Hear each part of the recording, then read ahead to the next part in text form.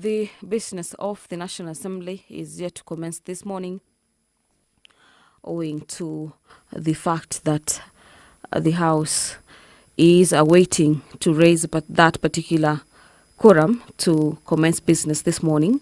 And the development and implementation of child program for the children whose parents are in lawful custody is a motion on matters childcare by Honorable Brighton Yegon, that aware that Article 53 of the Constitution provides for the rights of children, including the right to free as well as compulsory basic education, and further aware that Section 22 of the Persons Deprived of Liberty Act and the Child Care Policy provides for the care of child whose parent is deprived of liberty until the child attains the age of 4 years, and recognizing that children above the age of 4 years still require parental support, and further recognizing that the majority of these children often suffer from emotional distress, social stigma, and economic hardships.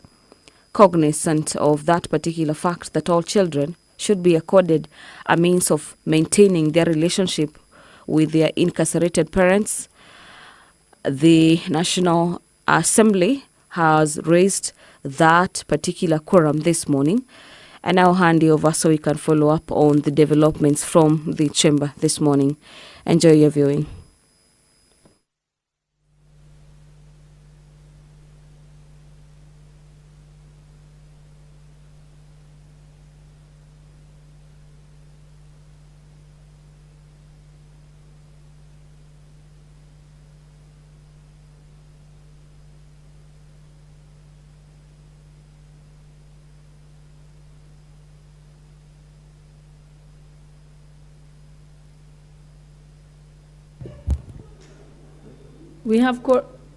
We now may proceed. You may stop the bell.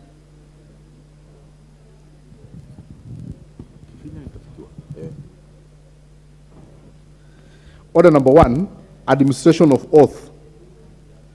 Order number 2, communication from the chair.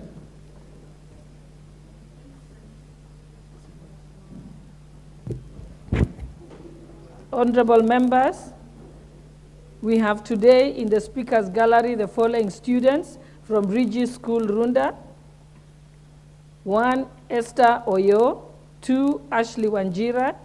And 3, Michelle Kago. The honorable members, the students are at the National Assembly for 1 week as part of their job shadowing program, which the school undertakes in various institutions during school holidays. Honorable members, on my own behalf and that of the National Assembly, I wish them fruitful engagements during the course of their program. Thank you. Honorable members, I also wish to introduce to you the President of the Pan-African Parliament, the Right Honorable Chief Fortune Zephaniah Charumbira, who is seated in the Speaker's row. He is accompanied by Mr. Daniel Bukaane, a protocol officer. Honorable members, the President is in the country to enhance collaboration between the regional parliament and our parliament and the national executive. Honorable members, on my own behalf and that of the House, I wish to welcome him to the National Assembly and wish him fruitful engagements during his stay in the country.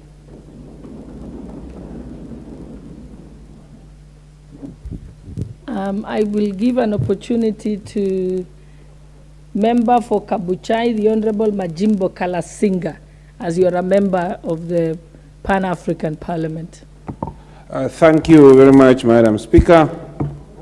Madam Speaker, indeed, I'm happy to put my comment on this very able man, Honorable Chief Fortune Zephaniah Charumbira. In his leadership, Madam Speaker, Pan-African Parliament has realized a lot, and a lot has also changed. And even the attitudes of Pan-African Parliament to Africa and the world, Madam Speaker, has changed. We are very grateful about him, Madam Speaker, that this man is among the Africa's finest. The leadership in terms of the platform as PAP, offering the platform for Africa's voice on trade and African dignity, Madam Speaker, has come to its fruition. I wish him a nice stay in Kenya and safe flight back to South Africa, Midrand, as we shall join him in May as members of PAP. Thank you, Madam Speaker, for giving this chance. Thank you. I'll also give opportunity to another member who's a member of the Pan-African Parliament, member for Nairobi City County, Honorable Esther Passaris.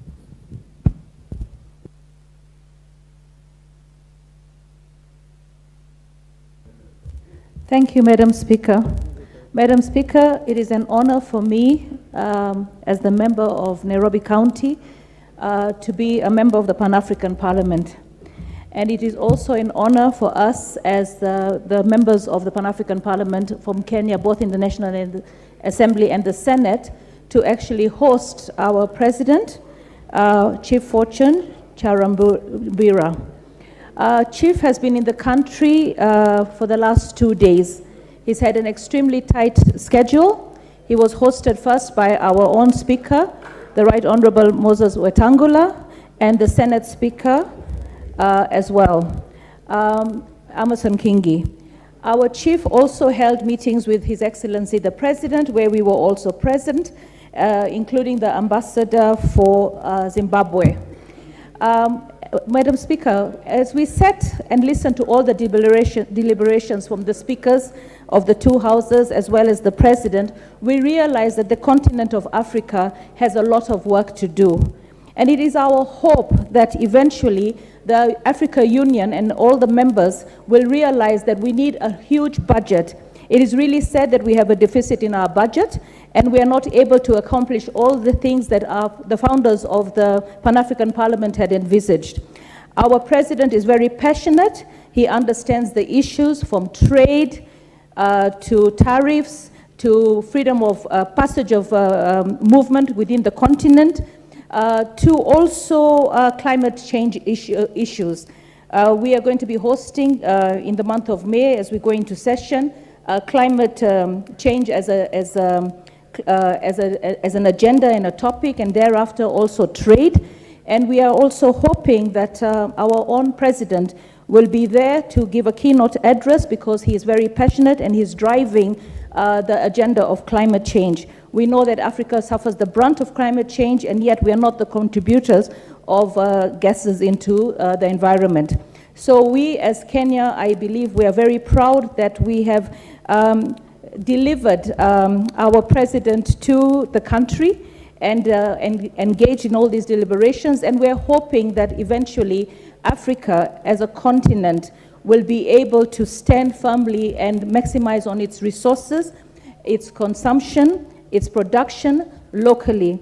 The President had mentioned that we're a huge market and we cannot be ignored.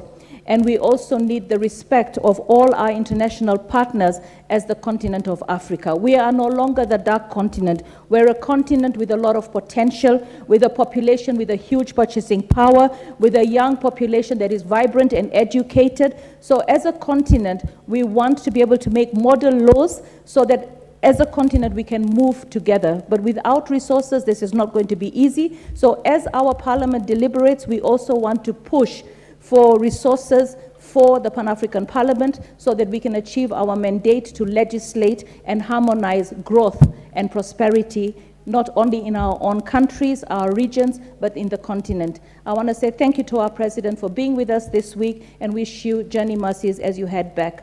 Thank you, Madam Speaker.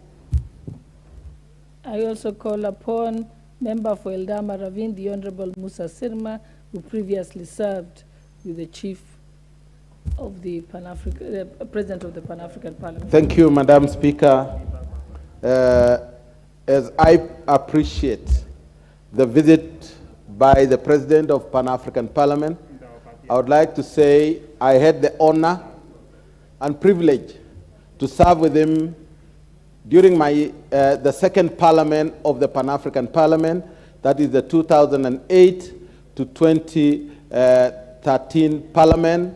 And Madam Speaker, you will realize that those who climb the ladder of Pan-African Parliament leadership are those who have the experience and those who have served in the Pan-African Parliament.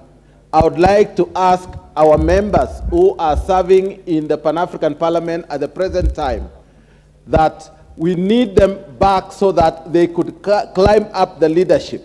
We have heads of bureaus who are deputies and head of the caucuses.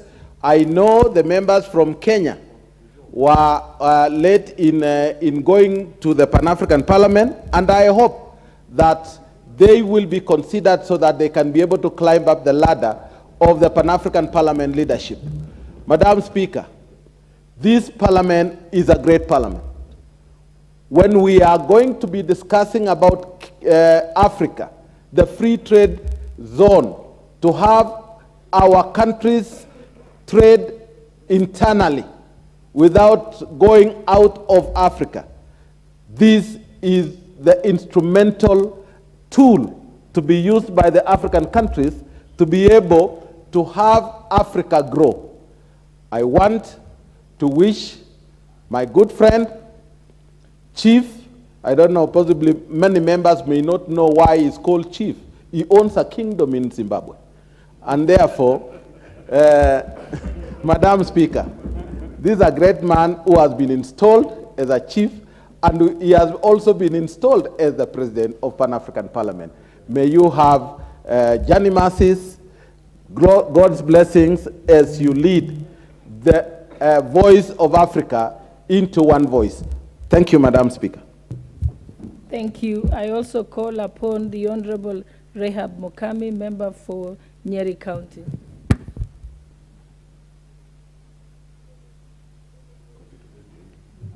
Thank you, Honorable Speaker.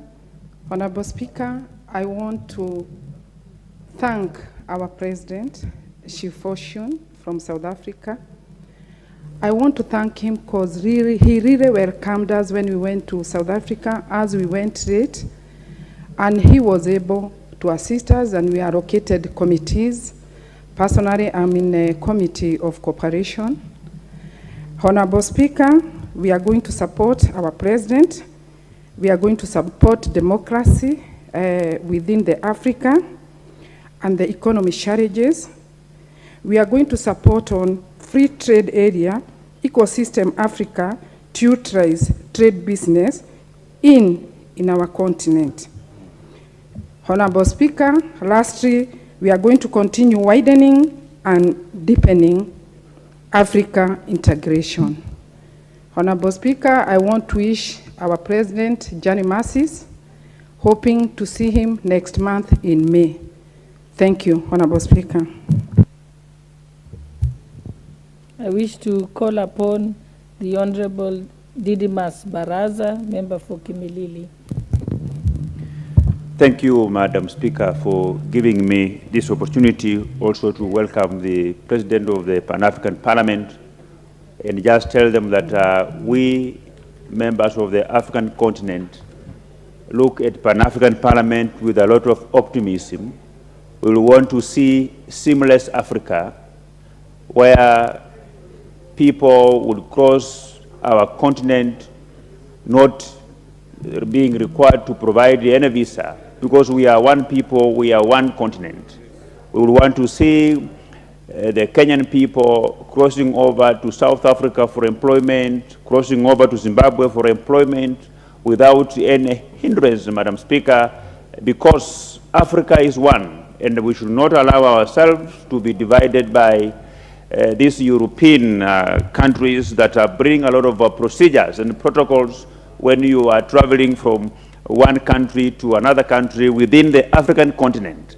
And the Pan-African Parliament must be also very instrumental to ensure that constituent parliaments adopts and implements whatever is resolved at Pan-African Parliament, so that it can be beneficial to each and every citizen of African countries. So I take this time to welcome them and wish them that they should not be in a hurry to go back to South Africa. They can visit Masai Mara, they can go to Kakamega and see the crying stone, or they can go to Bungoma and walk within the infamous caves of Mount Elgon.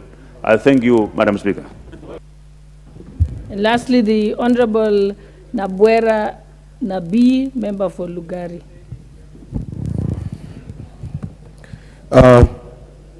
Thank you, Madam Speaker. I want to add my voice to welcoming the President of the Pan-African Parliament. But I also want to add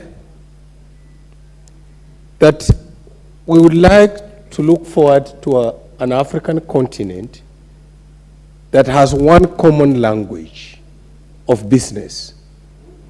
We would like the Pan-African Parliament to lead the continent in rediscovering itself where Kwame Nkrumah wished it to be, in rediscovering itself where Abdel Nasser wished it to be.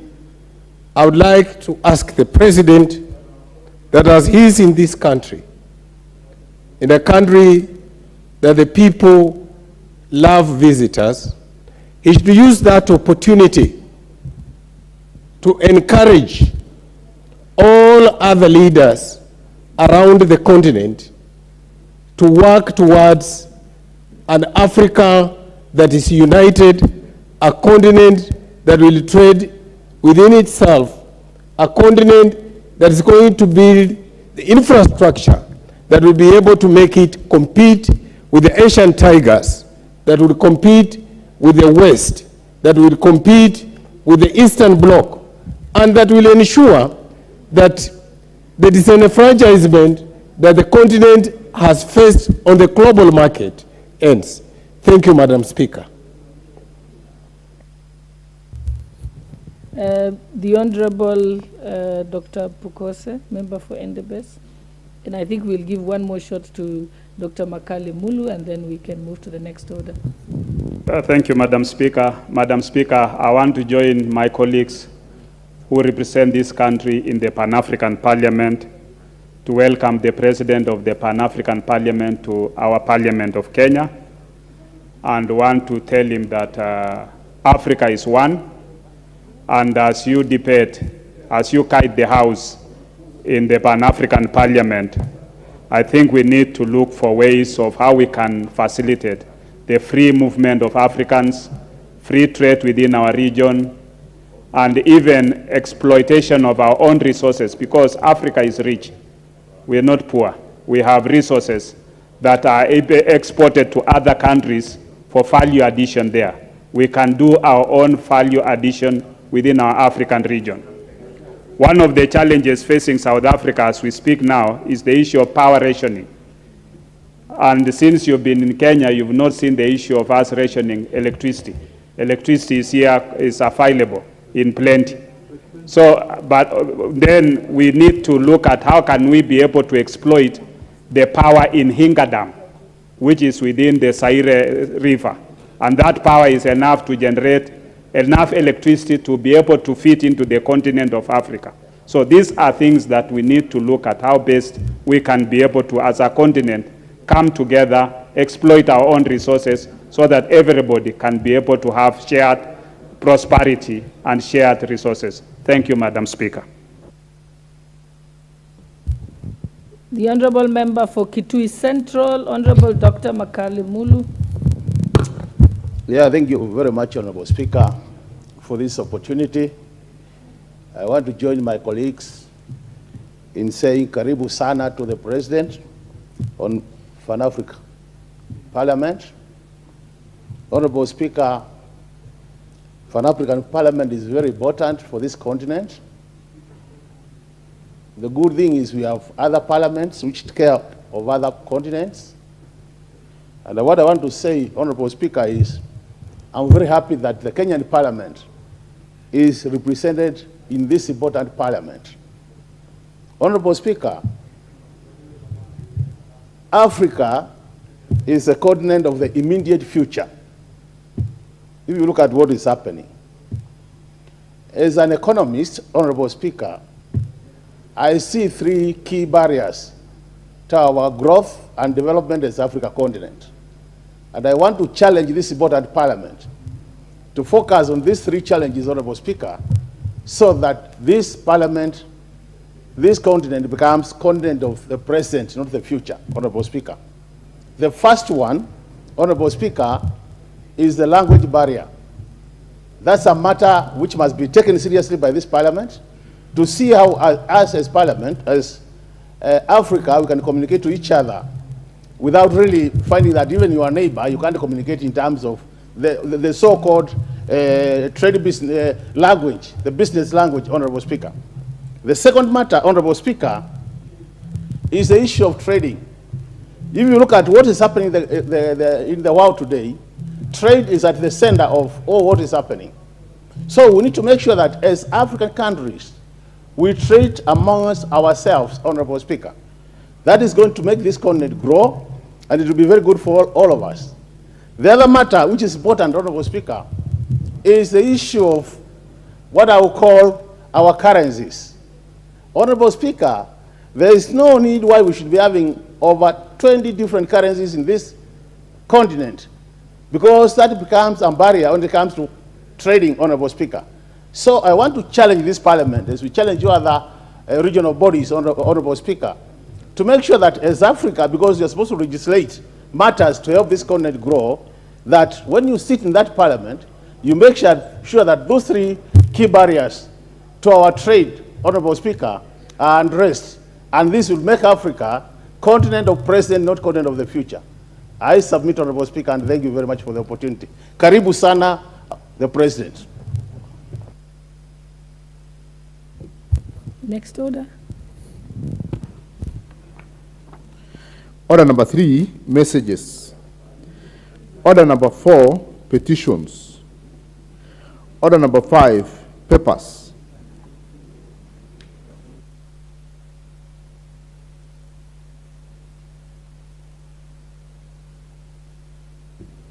Majority Leader will Yes. go first, Honorable Mushangi. Thank you. You're going after. Okay. Proceed. Honorable Speaker, I beg to lay the following papers on the table of the House today, Wednesday, April 26th, 2023, morning sitting. Report of the Auditor General and financial statement on Kenya Institute of Supplies Management for the year ended 31st December 2020. Number 2, report of the Auditor General and financial statement in respect of the following institutions for the year ended 20.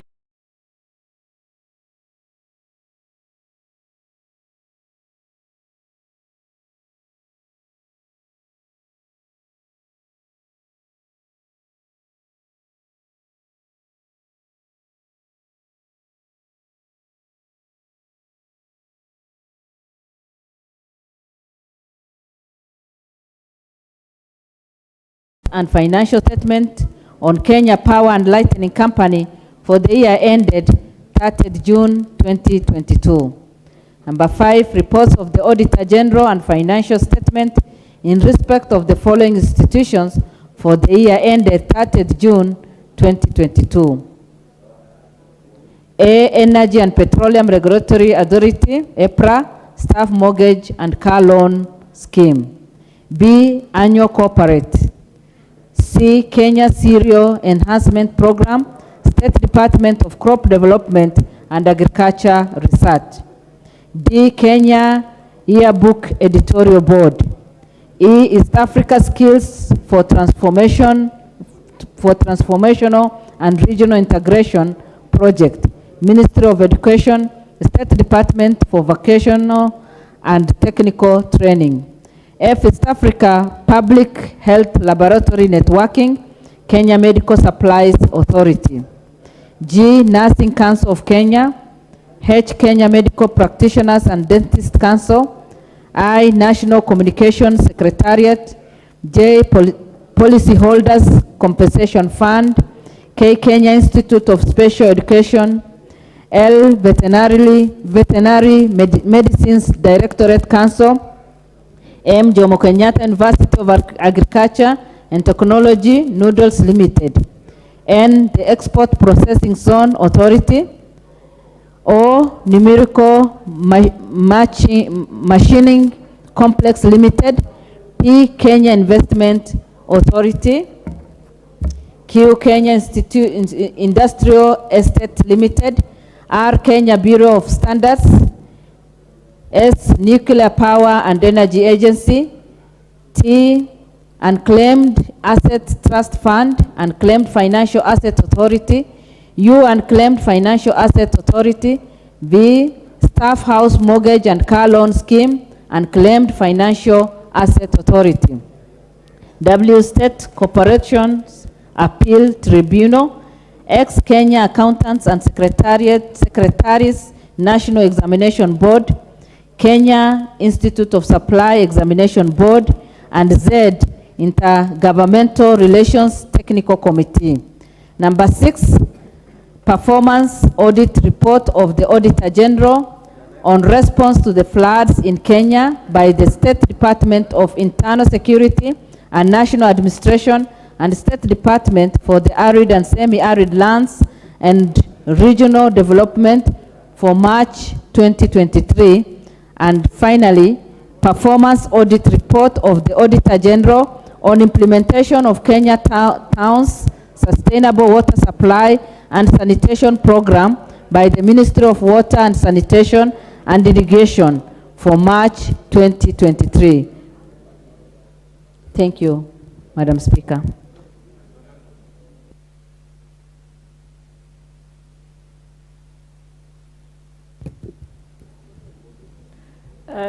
Honorable members, I wish to recognize the presence of members of the ACK Gitare Church Embu from Runyenjes constituency, Embu County.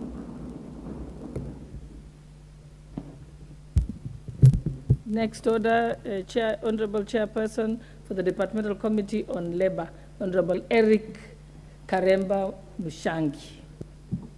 Thank you, Honorable Speaker. And I am glad to see the elders from the Anglican Church of Kenya, Gitare. And the Honorable Speaker, it is good I mentioned that Gitare is my home area. And the Honorable Ruko, GK, can confirm that. And unlike the person we were discussing here yesterday, that fake Pastor Mackenzie, this one is a true religious group led by the Reverend Joyce, who preaches the true word of God and the true Jesus Christ, not the Jesus of Tongaren or not the Jesus of Tongaren or the Jesus of that other place in Kilifi. This is a group that preaches the true gospel of Jesus Christ. So having said that, Honorable Speaker, I beg to lay the following paper on the table of the House today, Wednesday, 26 April 2023. Report of the Departmental Committee on Labor on its consideration of the Public Service Values and Principles Amendment Bill, National Assembly Bill number 46 of 2022. Thank you, Honorable Speaker.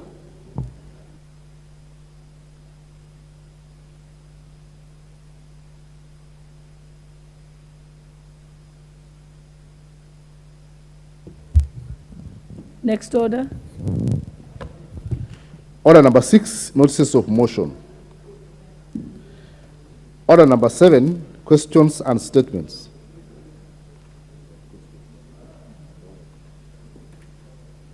I think the Honorable Karoli Omondi, I think. Your question. Thank you very much, Madam Speaker. I rise this morning to ask question number 163/2023. Could the Commission, that is the Teacher Service Commission, provide details on the current deficit of teachers in both primary and secondary schools in Homa Bay, Migori, Kisumu, Siaya, and Kakamega counties?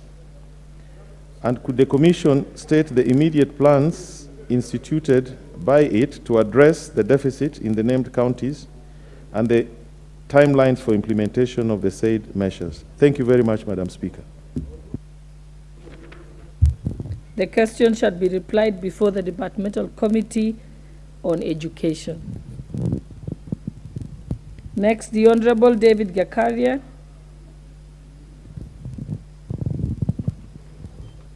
Gikaria. Thank you, Honorable Speaker. I rise to ask question number 164 of 2023. Could the Commission, that is the Teacher Service Commission, explain why some teachers in Lion Hills Primary, Hillcrest Secondary School, Nakuru Teachers Primary, and Natewa High School, among other schools within Nakuru Town East Sub-County, are yet to be paid enhanced house allowance? 2, to state when the said teachers will start receiving the enhanced house allowance and whether the payment will be backdated to the month when the affected teachers became eligible for enhanced house allowance. Thank you, Honorable Speaker. The Honorable Sir George Murugara, member for Tharaka Nithi. Oh, yes, sorry. Honorable Gikaria, your question shall be also replied before the Departmental Committee on Education.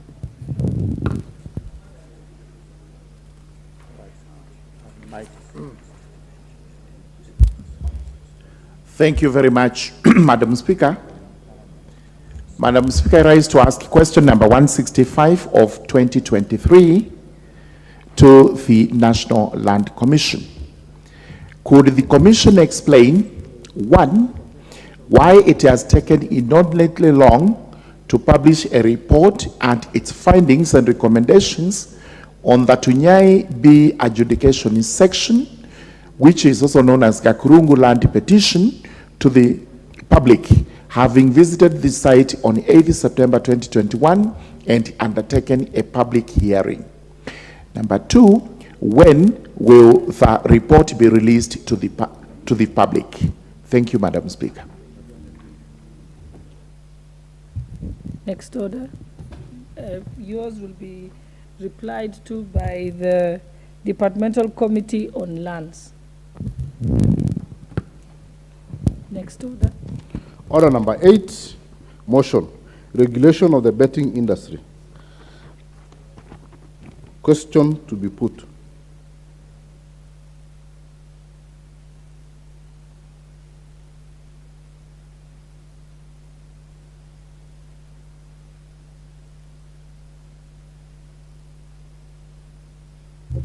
Next order.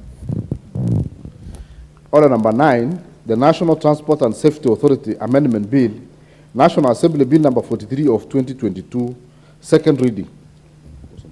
Honorable members, I think this will be a resumption of debate. Resumption of debate, and the balance of time was 1 hour 28 minutes.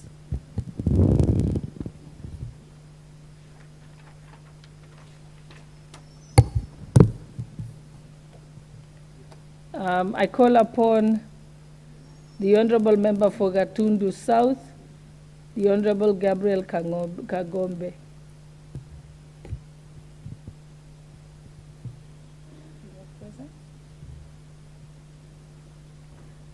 Okay, I call upon the Honorable Member for Mandera West, Honorable Adan Haji.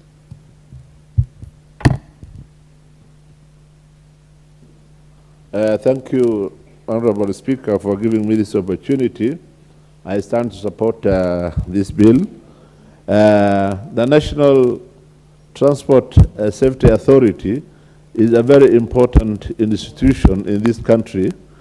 It is supposed to oversee and make sure that these road carnage, which are claiming thousands of lives every year in Kenya, is stopped. But unfortunately, every week we see, we hear, and we realize serious accidents, particularly involving the public service vehicles, the buses that is, and the regulation or the law of controlling speed is no longer adhered to. So I ask the National Transport Service Authority management to ensure that public service vehicles have controlled speed limits. If you travel to the Garissa-Nairobi road, you see buses overtaking V8 Land Cruisers, which is moving at over 100 kilometers per hour, and buses overtaking. And as we have realized, every month there is a very serious accident. The latest was last week, where 4 lives were lost. Therefore, regulating this sector is very, very important, because I think road carnages are killing more than diseases like so many other serious diseases in this country. If you compare with the number of people who are dying on the roads to the number of people who are dying of diseases, the ones who are dying of roads are higher. So in that case, amending this law so as to ensure that speed limits for Public Service Commission, so that there is some sort of control on our roads, and stopping drivers who are drunk on the roads. Also, on our roads, from statistics, there are so many drivers who have no license at all, but they have taught themselves how to drive and they are on the roads. When they are stopped by police, you see them doing handshake with the police. Their driving licenses are handshake. Therefore, amending this bill to ensure that controls are put in place, and to ensure that lives are saved, and to reduce the carnage, the road carnages that are there, is of essence, and it is very timely. With that, I support the bill, the amendment. Thank you.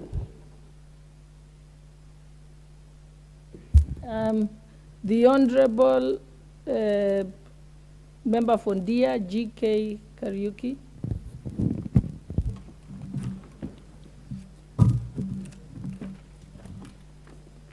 Thank you, Honorable Speaker. Honorable Speaker, as the chair of the Committee on Transport and Infrastructure, I appreciate the opportunity to weigh in on this debate.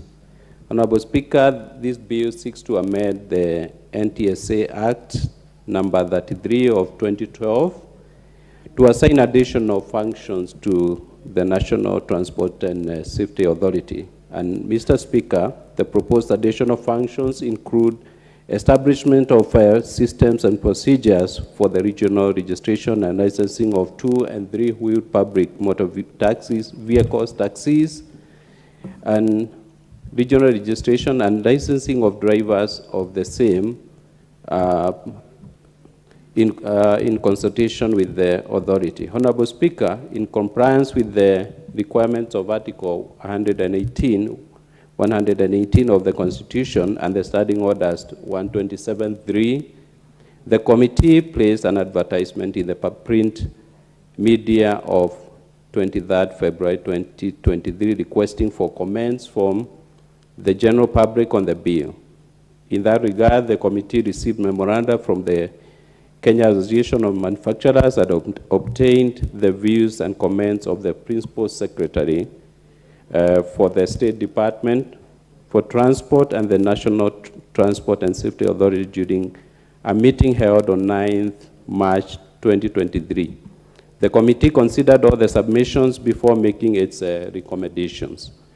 Honorable Speaker, as members would appreciate, the intentions of the bill is very clear, and it seeks to ensure regulation of border operators, noting the definition of motor vehicle as provided for in the Traffic Act, Cap 403, to which the NTSA Act makes reference to mean a motor vehicle as any mechanically propelled vehicle, excluding any vehicle running on a specially propelled way such as a railway or tramway, or any vehicle deriving its power from overhead electric power cables or such other vehicles as may from time to time by rules under this act be declared not to be motor vehicles for the purpose of this act.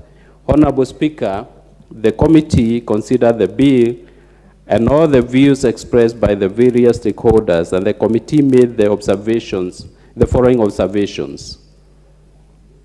One, the proposed amendments in the bill as formulated were already provided for in the National Transport and Safety Authority Act, number 33 of 2012. B, the National Transport and Safety Authority Amendment Bill, National Assembly, Bill number 43 of 2023 by the Honorable Member of this House emanated from issues of laxity in the implementation, compliance, and enforcement of the existing laws and regulations, and not really a lack of legal framework.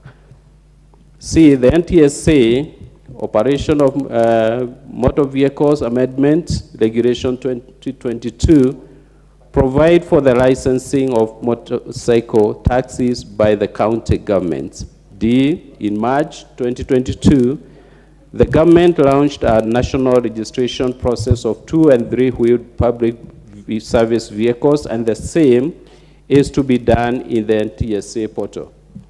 And E, there are in existence regulations formulated in 2015 that provide that the motorcycles should have a third-party PSV insurance, riders to have a valid driving license, and operators to be members of a registered body corporate. Honorable Speaker, in view of those observations, the committee notes that there is no need to legislate on this issue, considering that it is there is already an existing framework sufficient to address the issues apprehended by the sponsor of this bill. It behoves the relevant agencies, NTSA and the county governments, to implement and ensure compliance with the existing laws.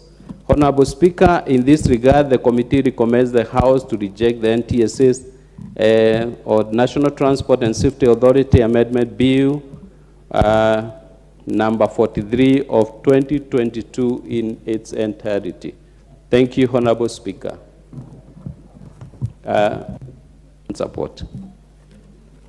Thank you very much, Chairman, for the committee.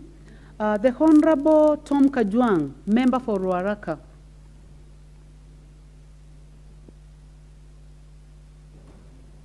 Good morning, Mr. Speaker. Mr. Speaker, thank you for giving me an opportunity to contribute to this bill. I speak as a member of Transport Committee, and members will then know that I speak with some amount of authority and understanding of the issues before us. The member who has just spoken is actually the chair of Transport and Committee. And so again, members, you may want to listen to what the speaker, the speaker before me has given to this House. There is also the vice chair of the committee, whom I'm sure will get an opportunity to speak. We say this so that members are guided properly when we make contributions, because we have had the benefit of listening to the stakeholders. We have explored the law on this matter. We have done a bit of research to be able to guide the members on the issues before us.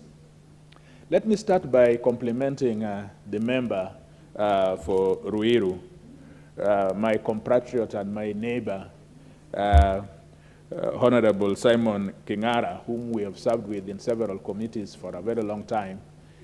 He is an astute legislator. Last term, I remember him sponsoring more than 5 legislations in this assembly.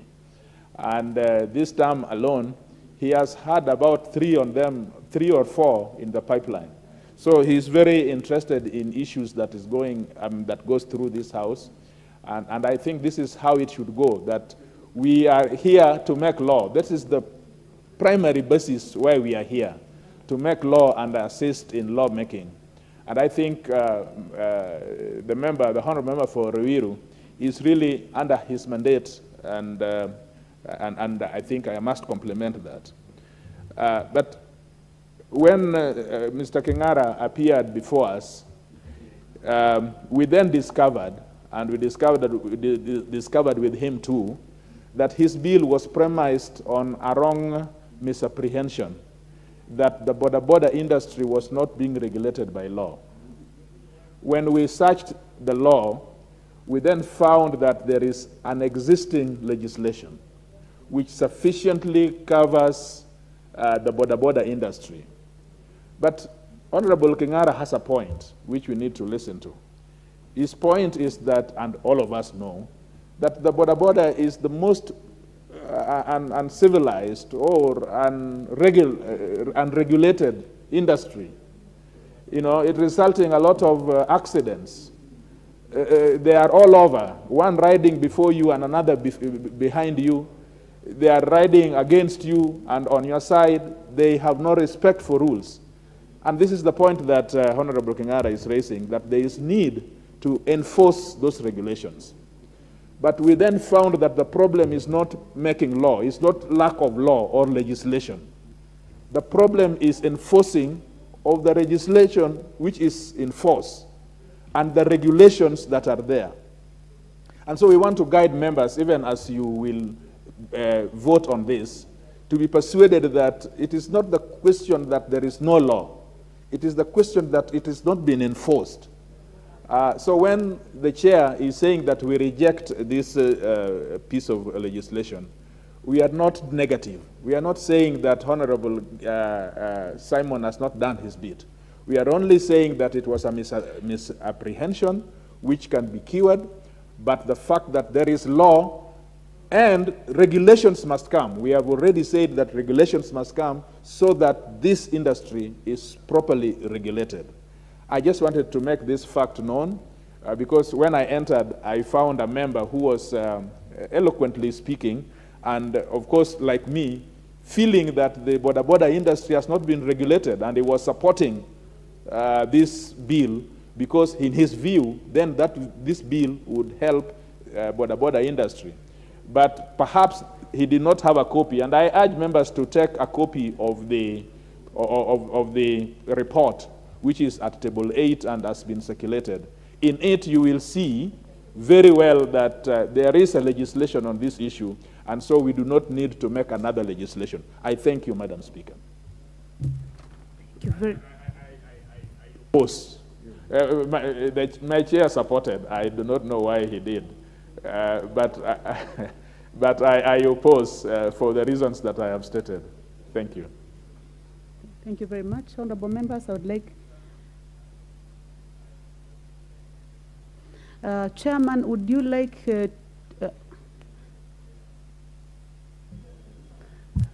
because you have already spoken to this. Yes, Honorable Speaker, motion. Thank you. I just want to correct my committee member that I did not support. I opposed. So you are giving information to the Honorable Kajwang. Yes, yes, we are on the same page, Honorable Kajwang. Thank you. The information has been accepted. Honorable members, before I rise, I would like to confirm that the Honorable Kingara has indeed made a lot of effort in legislation, and he has also initiated another bill on registration of public land. So the Honorable Kajwang is right in giving him that compliment. Honorable members, in the public gallery, we have the PCEA Kanyakine Meru from South Imenti constituency in Meru County. You are most welcome to the National Assembly. They are seated in the public gallery. Honorable members, also, we would like to welcome students from various institutions who have been supported by an institution called Inspire Spaces Organization from Ruaraka, Nairobi County. You are most welcome to the National Assembly. Thank you very much. Honorable members, the next opportunity goes to the Honorable Mugambi, member for Buri constituency. Thank you, Madam Speaker. I think Honorable Kengala has always had very good intentions. Most likely what could have happened is lack of communication with the the drafters of the bill, because I'm aware I served in the last parliament when the regulations on Boda Bonda came up. So I agree with the chairman that there's already registration. I think what the problem is implementation. Madam Speaker, it's true that this industry, Boda Bonda and all the three-legged vehicles are assuming a lot of traffic in our loans, and the discipline is highly required. Madam Speaker, what is missing is the implementation of the regulations, and I hope Mr. Kengala will make that amendment and make it that we are lacking the registration. So I really want to say he could have had good intentions, but he didn't have the information. So I think he needs to reconcile with the chairman so that they can come up with a way forward in implementation of the already given regulations. I thank you, Madam Speaker. Thank you, Honorable Member for Buri. The Honorable Didmas Baraza, member for Kimilili. Thank you, Madam Speaker, for giving me this opportunity. And I want to say from the very onset that I will take the position taken by the committee if the bill will continue to be the way it is. But as a member of parliament, I know that this was a very good idea, and I will have a discussion with the Honorable Kingara to see whether we can propose amendments to improve his idea. As you are aware, Madam Speaker, bills that found themselves on the floor of this House, it's an idea that gives each and every single member of parliament an opportunity to improve and better it. The sections which Honorable Kingara proposed that are already provided for in the NTSA Act, that is what we are able to find out as a committee. I will be able to sit with the Honorable Kingara and see whether we can find a way of proposing deletion and addition of other sections, because we all agree that we have a mess within the boda industry in this country, even as we appreciate that it's a very good industry. You remember, Madam Speaker, that during the handshake government, it's only the boda industry that was functioning. All other industries had collapsed.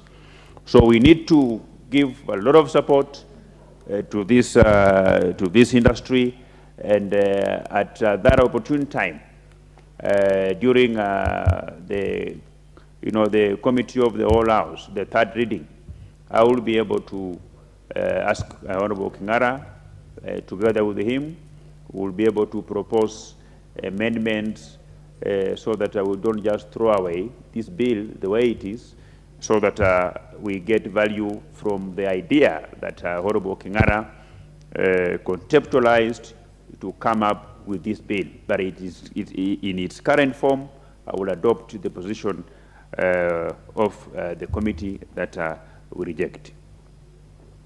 Very much, majority. Thank you very much, Honorable Barasa. The Honorable James Nikal, member for Seme. Thank you, Madam Speaker, for giving me the opportunity. Madam Speaker, this was an extremely good bill, considering what we see, and perhaps not aware of what exists but not being implemented. The purpose, of course, was to regulate the border and the tuk-tuk taxi industry. Madam Speaker, those two services actually are the feet on which the economy of this country is running. The local economy, the local businesses, what keeps them running is the boda and the tuk-tuk industry. If you look at what a tuk-tuk vehicle can carry, sometimes I marvel at the capacity. They can literally move anything, and they are affordable, and their consumption of fuel is low. So a beautiful industry. If you look at boda, you can reach anywhere in this country in a short time using boda. So it is an industry that we cherish but must be regulated. The need for its regulation and now enforcement, because the law is there, is the numerous accidents, the health and the safety of the riders and the passengers. Madam Speaker, the injuries, particularly the riders have, are so numerous that in some hospitals you have specific wards for boda people with injuries. I think this should not be allowed to be so, and so are the passengers. Madam Speaker, if you also look at the way they operate, they actually have been operating as if there is no law. Now we know there is. You look at even within this town, the bodas will take that route, take that turn, and the police are literally standing there and watching. If they think they're being nice to them, they are wrong. They are endangering the lives of those people, both the rider and the passenger. And therefore, the need for enforcement is there. But it's good that you have looked at the NTSA Act and the Traffic Act and found that the law is adequate. And therefore, probably the need for this is not there. But there's a small element, Madam Speaker, that I'm not sure has been taken care of. What the bill was proposing is actually regional regulation at the county level. I know NTSA and the Traffic Act are actually at national level. So I think that is something we should look at, even if this bill does not go through, because there is a law for it.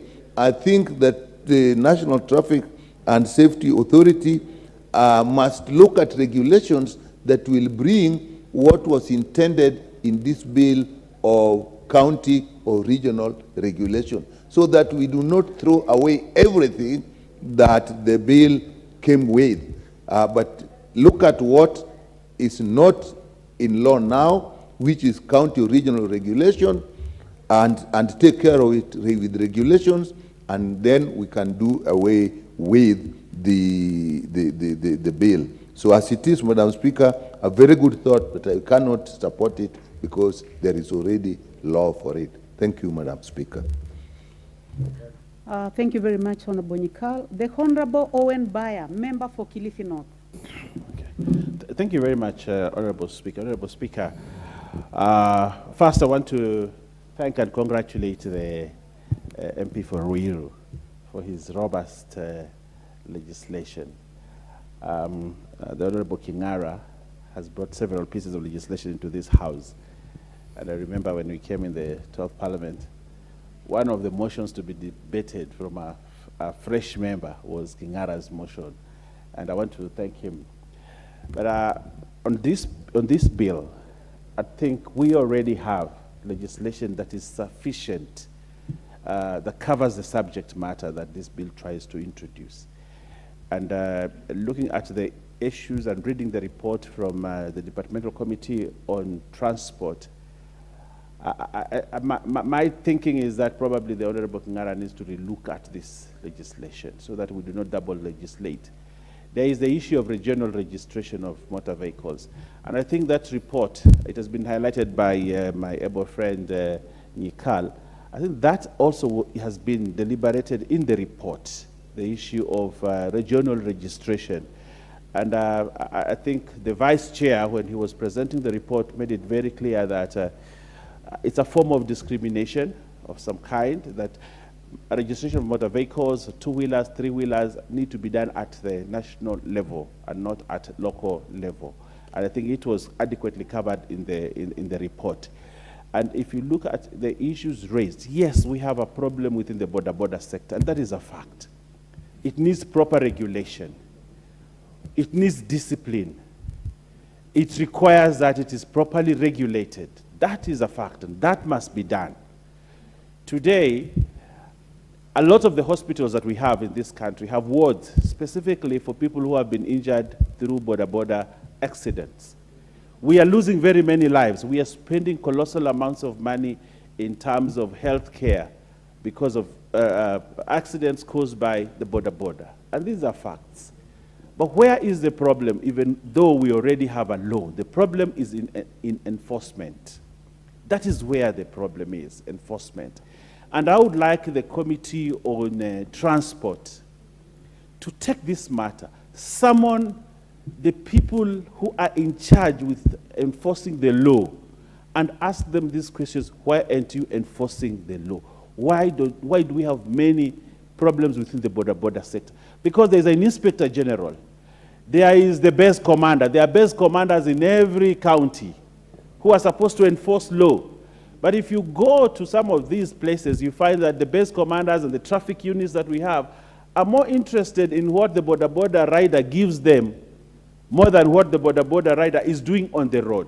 And that is where the problem is. So the spirit with which Kingara is bringing this law is correct, because he has seen a gap.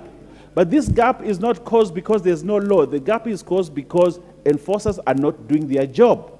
So, Honorable GK and the Chief Justice here, you need actually, on your own motion, without necessarily having to have somebody present a petition here or request for a statement, on your own motion as a committee, you may need to summon the enforcers of this matter so that we reduce these accidents. These accidents are too many. We had a member of parliament the other day who lost his life because of a border. This we know, but how many other people? How many other people? Mama Mboga selling boga on the pavement of a road, and a border comes and runs over them and kills all of them. How many other people that 2 children going to school are carried by a border? 2 children. There's an incident in my constituency where 3 children of the same mother were being carried on one border. And those children never reached school. They died on the road. All of them, 3 of them. That's a tragedy for a family. Just because this border was not able to use his lights properly, you know? And he turned left before he had put on the lights to show that he's turning left. And this vehicle came and rammed over this border. 3 children from the same mother died on the same day. And if you ask, this guy had just passed a traffic station, you know, where the roadblock, he just passed a traffic roadblock. And this traffic police never bothered what this guy was doing on the road. He was just bothered about what this rider would give him. These are the issues that we are talking about in the border sector. How are they regulated? How are they licensed? Anybody these days who can ride a border just rides, whether he has a license or not, whether he knows traffic rules or not, whether he knows the road rules or not, he will just pick a border and ride and carry passengers. And yet, we have traffic enforcers on the road, and they don't look at this. I have never seen a situation where a border has been stopped at a roadblock and he's asked for a license. They never ask them for licenses. They never do that. They only ask, "Mutembei ile kitu yangu." And that's what matters. That's what matters. Yes, and when they're given whatever they should have been carried for, they let the borders. A lot of the borders on the road, if the officers were actually enforcing the rules, every border would have gone to at least a driving school, gotten some a license, some basic knowledge on road use. People think that as long as you can ride a border, you know the road rules. And that is where the problem, Madam Speaker. So I would like to urge my friend, we served with him in the Lands Committee, a very effective legislator, Honorable Kingara, to, instead of allowing this bill to continue, to a situation where it actually loses in this, why doesn't he withdraw it? Instead of allowing this bill to go to third reading and it is knocked down there and it has the indignity of one of those bills that was knocked off at the floor of the House. It's actually an indignity when your bill gets knocked off on the floor of the House. Why doesn't he withdraw it and sits with the committee and they look at the gaps, then reintroduce it to the House so that he can go on record as one of those persons that actually had a bill passed, as one of those members that had a bill passed and assented by the President from the 13th Parliament. That would be my advice. I thank you, Honorable Speaker. Thank you very much, Member for Kilifi North. The Honorable Charles Ngusia Nguna, Member for Mwingi West. Thank you, Madam Speaker, for giving me this opportunity to contribute what my colleagues have already said.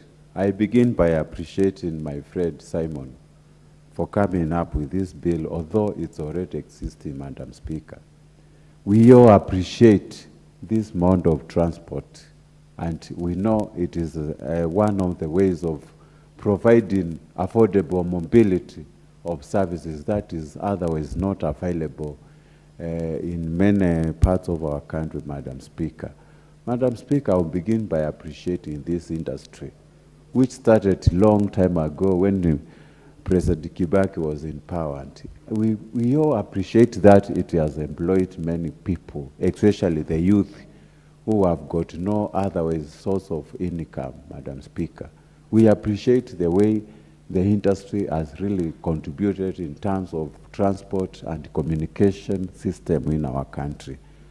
Madam Speaker, I would like to alert the House that in my constituency, I have been training border operators, or rather drivers, through the NTSA and also the people who provide these services. And I've seen a lot of improvement. These people only actually violate the laws and regulations on the road safety when they lack information.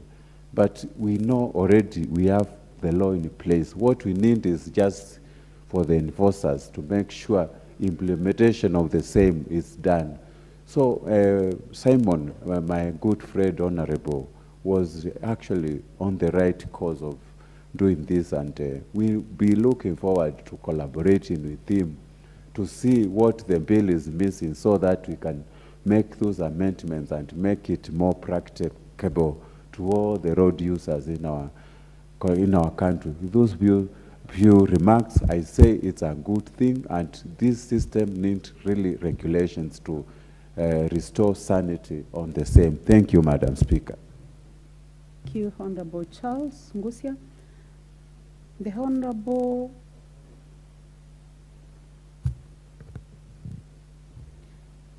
Phyllis Barto, Member for Moiben.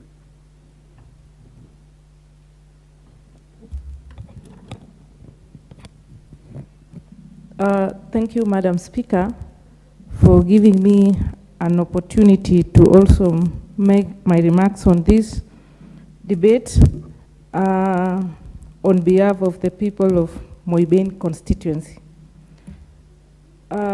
Madam Speaker, I would like to appreciate the contribution our border brothers and sisters are doing in the economy.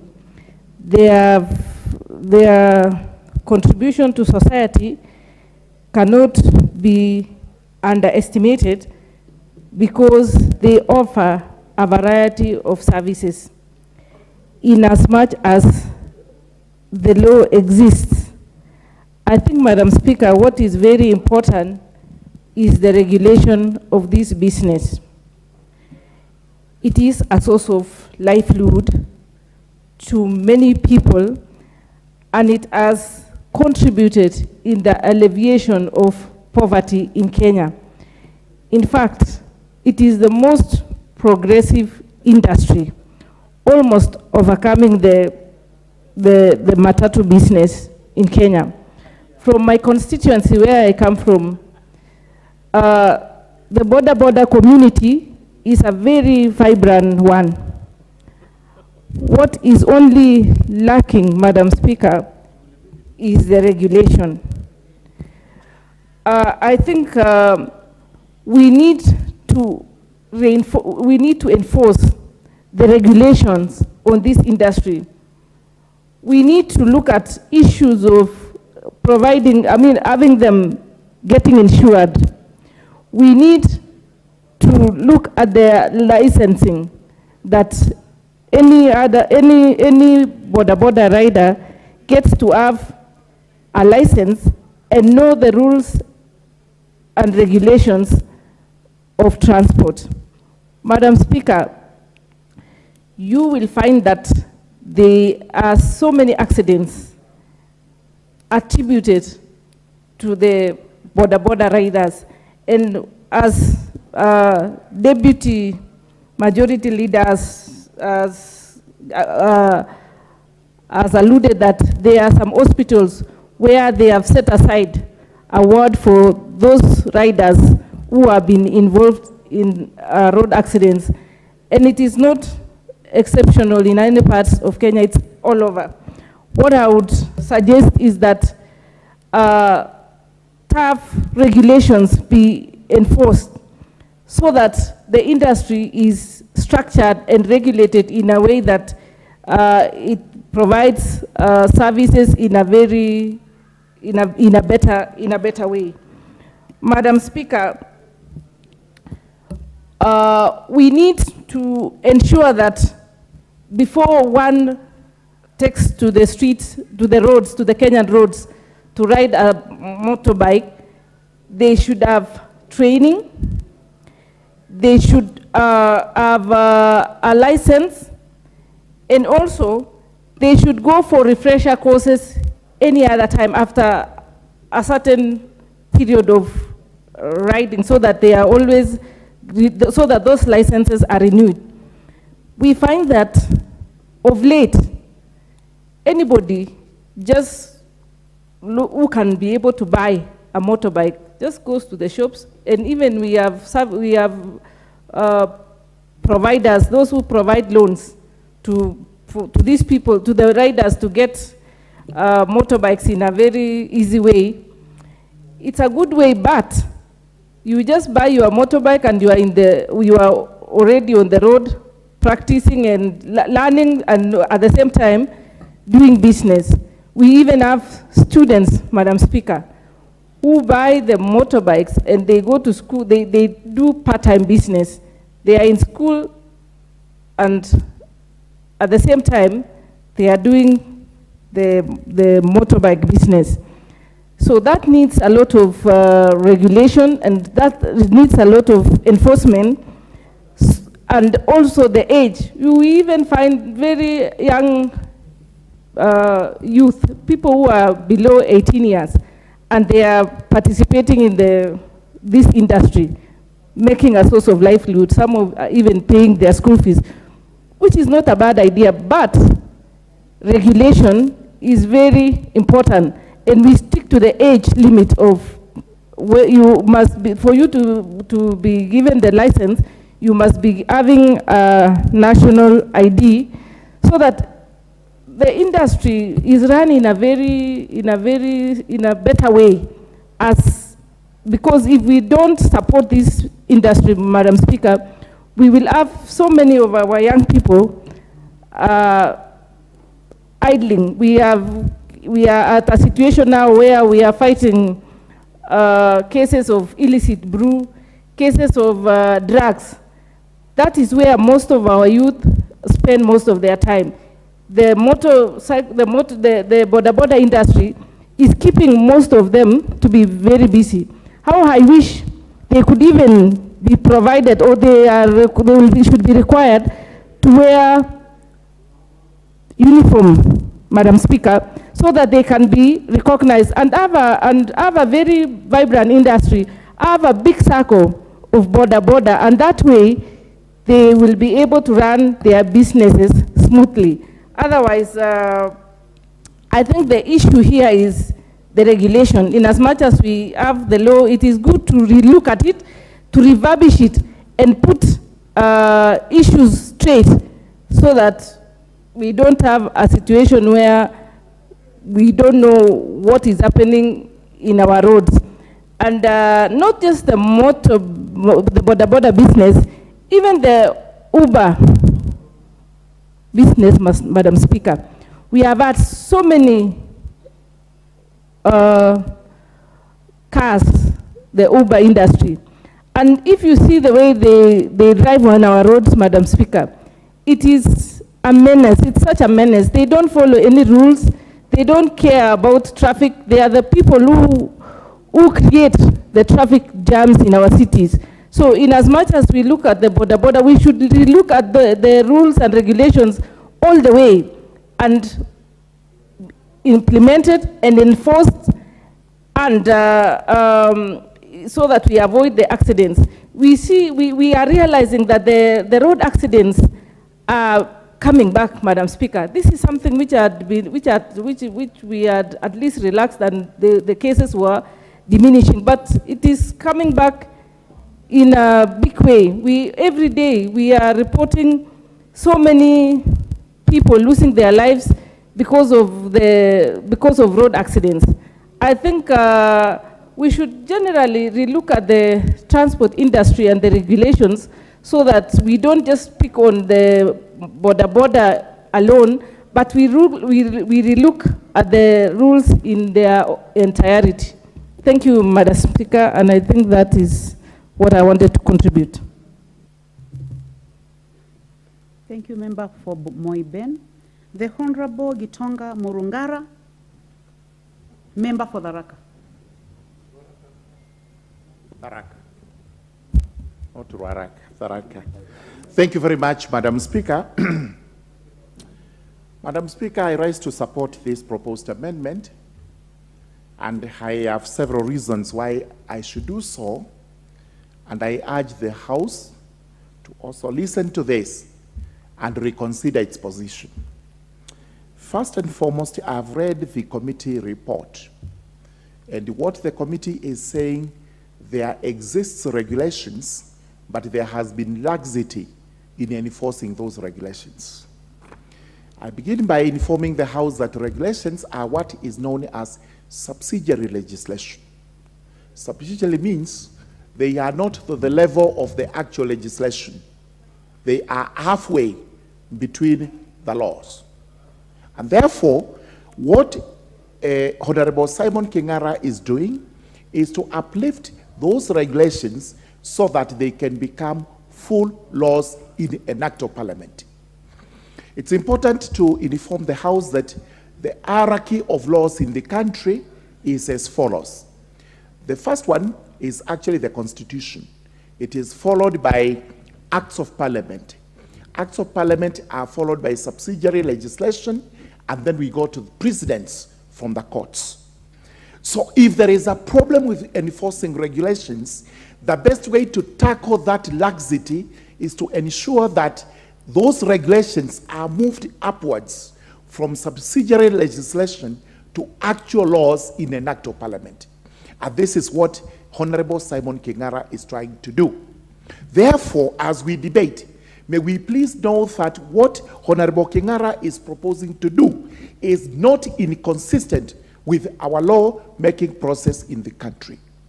There is absolutely no problem whatsoever with taking regulations from the form they are in to be enforced by a regulatory making authority and moving that to an act of parliament which now behoves on the entire country for purposes of enforcement.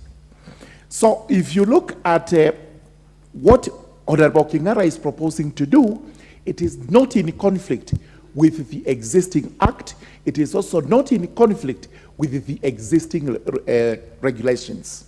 Therefore, we should actually be lauding Honorable Kingara, because while the committee has expressly admitted that there does exist subsidiary legislation which has problems in enforcing, and we do not know why there are those problems, they need to be explained.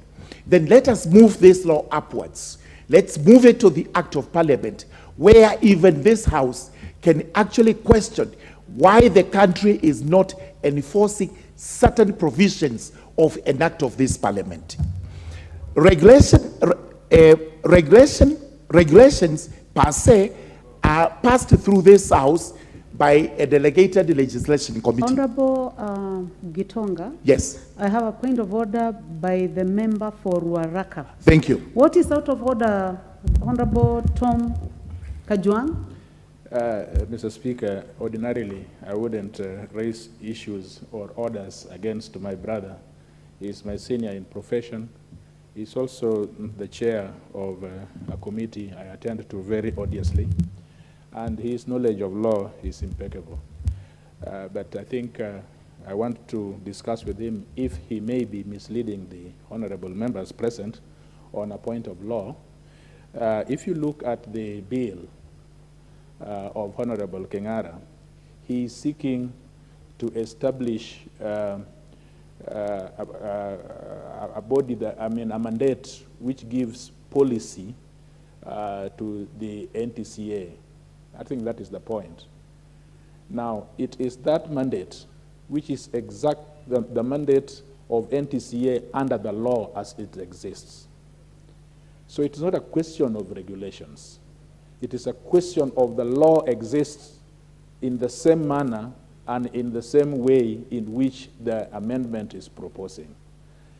The component of regulation is a subsidiary issue to this debate. The component of regulation came about because the committee noted that although there is law, but there is no sufficient subsidiary legislation or regulations that can accompany that law for enforcement.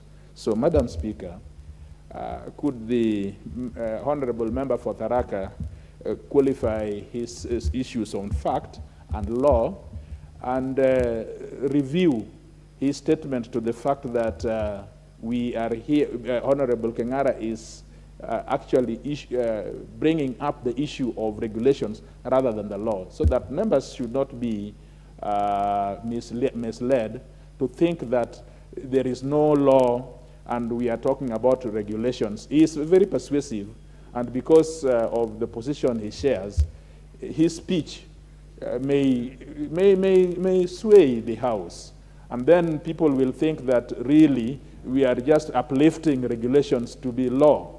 Yet there is law, and with a lot of respect, we are only saying that the law has already given the mandate to NTSA, the policy of standardization, the policy of enforcement. So the question is how to enforce that with the regulations. Madam Speaker, I submit. Very well. Member for Ruaraka.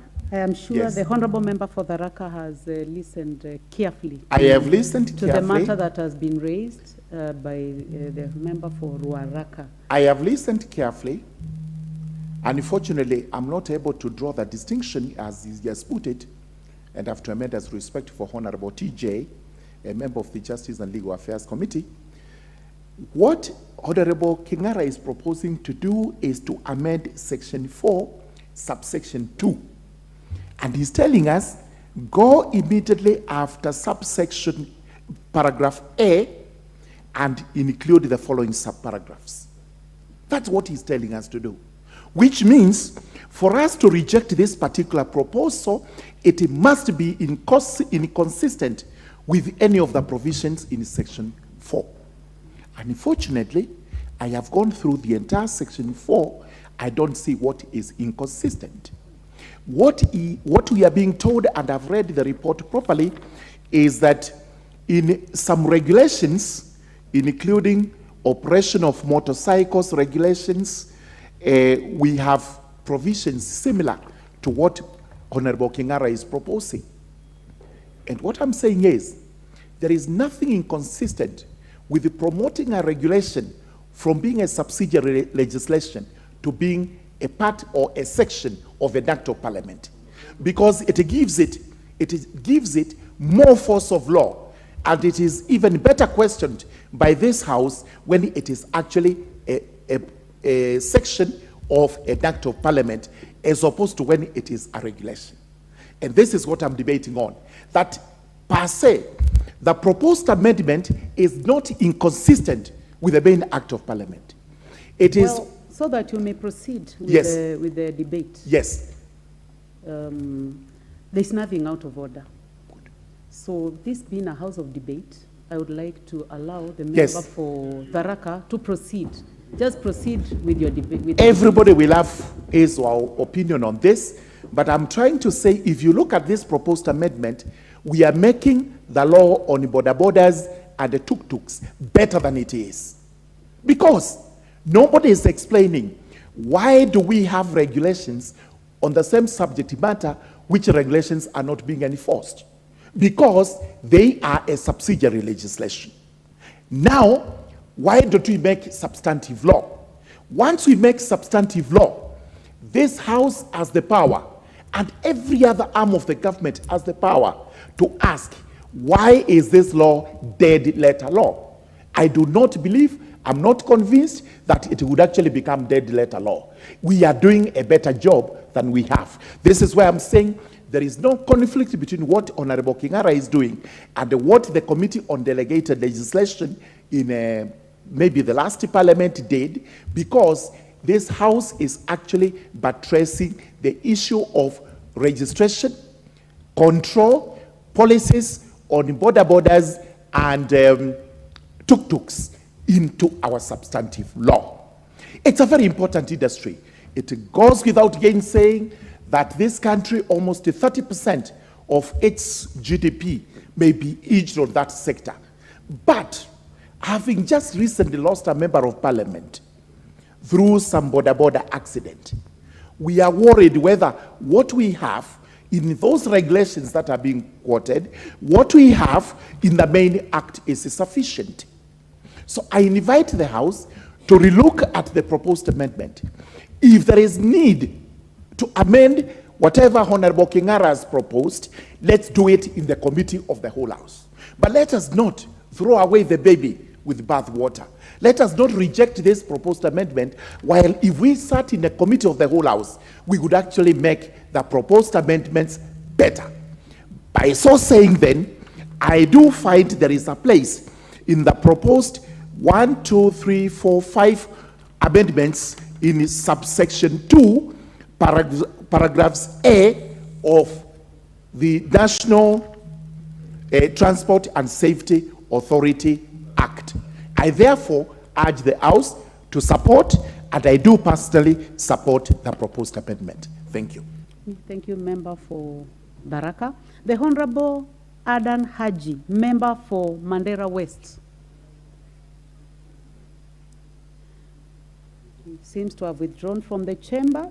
Honorable members, the next opportunity then goes to the Honorable Anthony Kibagedi, Member for Kitutu Churches South. Thank you, Madam Speaker, for this opportunity.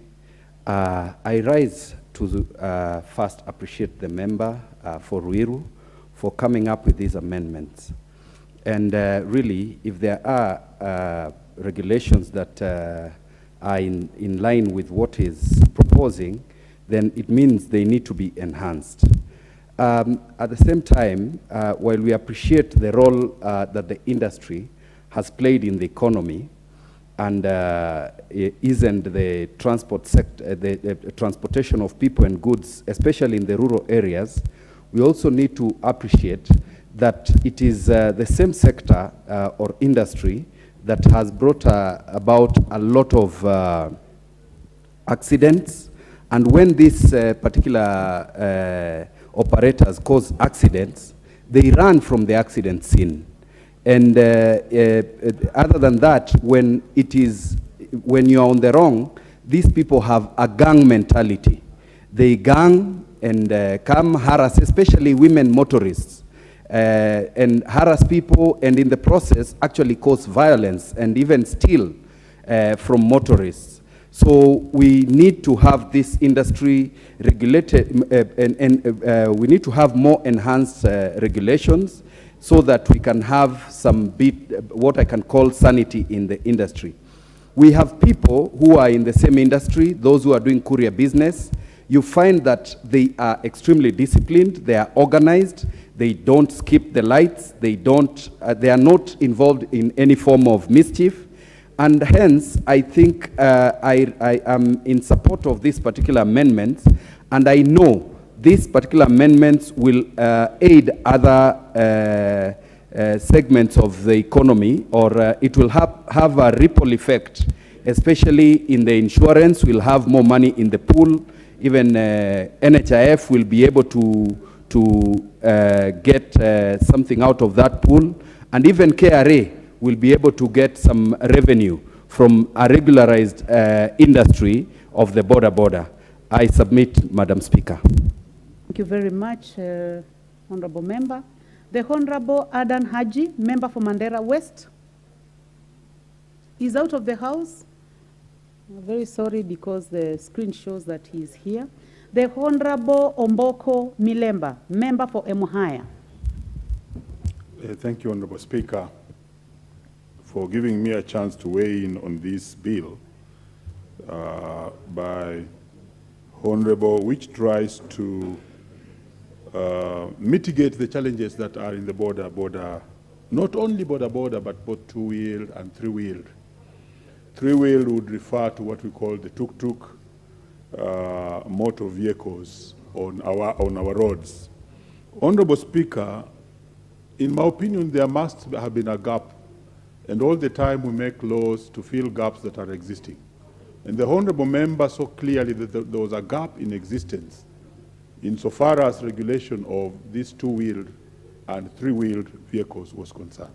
And that is why he came up with this particular law. We have been told by the chair of the committee and the committee members that there's an existing law which has not been implemented. But when you look at the dire situation that the border and all that section of the three-wheel, two-wheel vehicles require and urgently need, then you realize that the Honorable Member had a serious reason and has done everything correct in order to see to it that this sector is regulated. In my own county, Honorable Speaker, and constituency Muhaya, there's a very well organized border arrangement, and with their general chairman at the county level. But severally they have visited me. The last time they spoke to me, they were telling me that they have a policy that is lying within the assembly of the county government. And the county government is unable to do anything about that particular policy. But that policy would bring about self-regulation and order within the sector.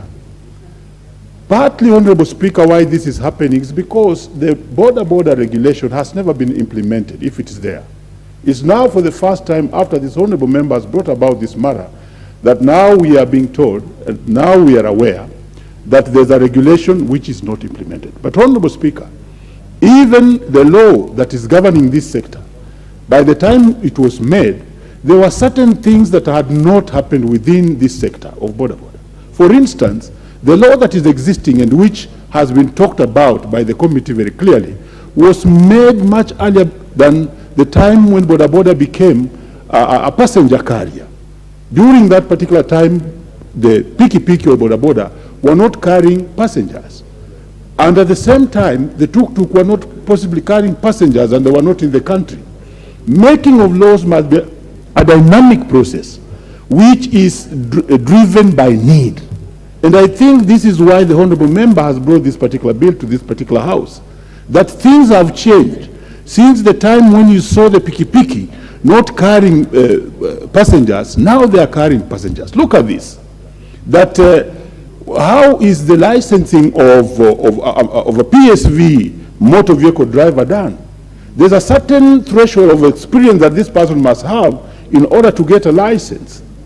And this is because this particular person is going to carry human beings, and therefore they need to have some extraordinary assessment of his skills in driving. What about border? We don't have a threshold because we don't have policy, we don't have regulation, and regulation, if it's existing, like we have been told, is not implemented. So I think there is really need to consider this law on the floor of this House very, very fairly, without simply saying that there's duplication of the law. Honorable Speaker, if you go to Thailand, for instance, this border industry is not only a Kenyan situational problem or challenge. In Thailand, where the population is about 47 million people. There are over 30 million bodabodas on the road. But there's no any disagreement or disorder in Thailand courtesy of bodabodas on the road. In Kenya, where we have 47 million Kenyans existing here, Honorable Speaker, and the House should listen to this, we only have 5 million bodabodas on the road. But we are really complaining that there's chaotic, every complaint, yet this is a sector that is driving the local economy back at home. In fact, in my own county, whenever I meet the bodabodas, I tell them that you have taken over the teachers. Formerly in the 1970s, 80s, there were teachers who controlled the local economy. Today, it is bodaboda that controls the local economy. So, to bring order within this particular sector, this law was not a bad law. When I rose on a point of order against senior counsel, Honorable Speaker, I did not want to interfere with senior counsel, but I wanted to ask senior counsel, who spoke just after me. Senior counsel are you referring to? This house has many senior counsels. The senior most who is here and who spoke on this matter, Honorable Speaker, as you have been told clearly, this is the senior most. I wanted him to bring out a clarity between the issue of duplication, because the only challenge to this law would be duplication. And I was hoping that you should be listening, senior counsel, that in the event that there's duplication of the law that is on the floor of the House, and that is in existence, then we would make a decision on that. But where it is not existing, this is a very good law. It should go to the third reading. And in that particular level, of course, as we usually do, the owner of this particular bill will sit with the committee and they will harmonize the amendments that will be there. And we can pick every good item in this particular law and incorporate in the existing law. This will help the sector, and it will be very good for this particular house and the particular sector of bodaboda. Otherwise, Honorable Speaker, the bodaboda sector is in dire need of good regulation because they are doing good work. And if they are regulated, like I've indicated, there are only 5 million of them properly regulated. We need even to have as many as 25 to 30 million bodabodas operating in this country, well regulated, earning an income and supporting the economy, and everything working very, very, very good. And that's the way we shall grow our economy. With those few or many remarks, I submit and support this particular bill. Thank you, Honorable Speaker. Honorable members, I can see several members raising their hands, but I would like to ask you to allow me to balance both sides of the House. So this opportunity goes to the member for Alego Usonga, the Honorable Samuel Atandi.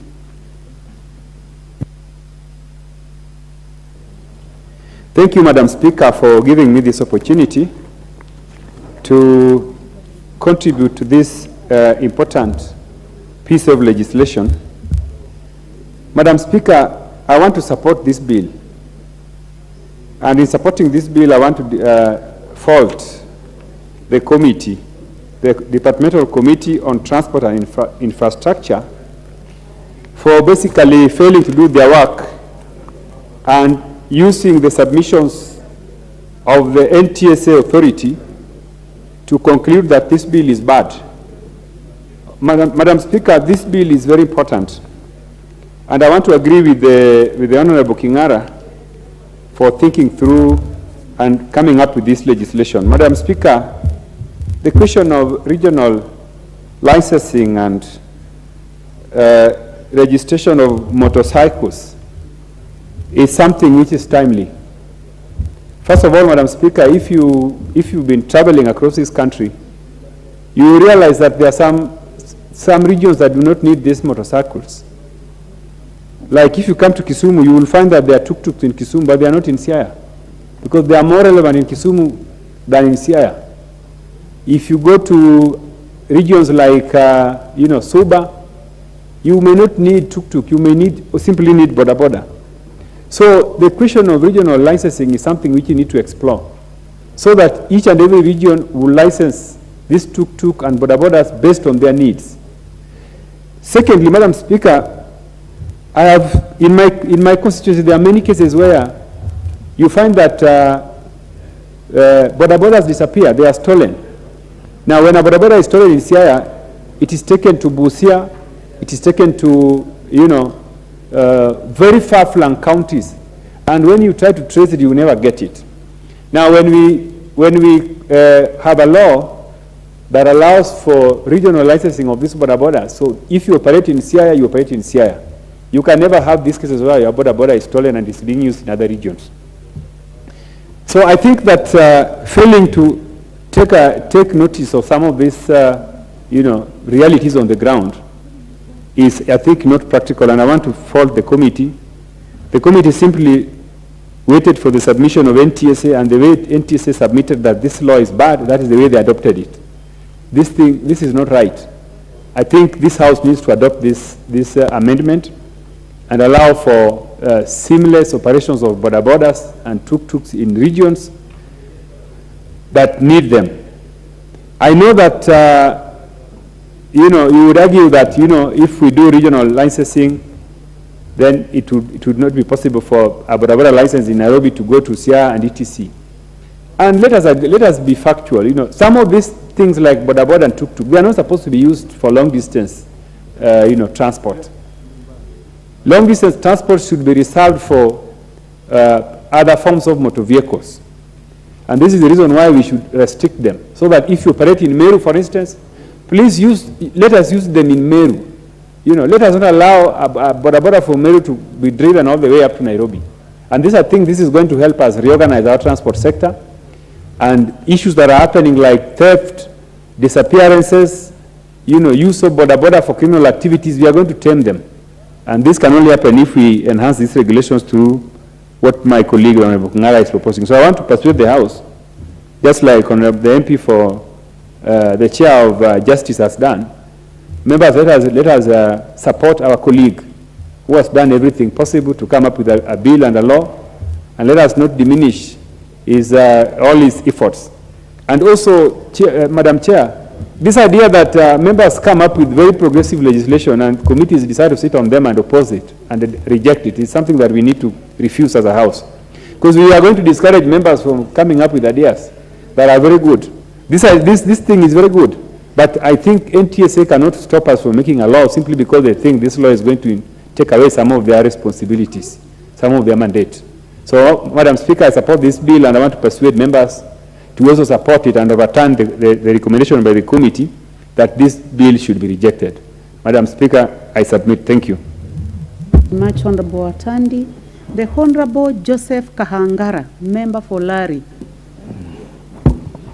Thank you, Madam Speaker, for giving me this opportunity. And from the onset, I stand to support this amendment to the NTSA bill. Madam Speaker, I think we all agree the boda industry is very, very important. It is an industry that has created employment. One of the problems that we have in this country is issues of unemployment. It has created a lot of employment to youth coming from school and starting working in the boda industry. It has also provided transport from very interior areas where we don't have public transport, matatus and others. This is the industry that has been able to bridge that particular gap. And I think from what members have been contributing here, we'll all agree that as much as the industry is that important, there is a problem. And the problem is that members have said if you go to hospitals, most of the people there injured is through the boda industry. The committee and the members who have spoken here have said that indeed there are enough regulations to govern this particular industry, and probably the issue of enforcement is a problem. What I would want to ask the committee, is it enough to say that we have regulations? Well, on the other side, we agree that indeed there is a problem.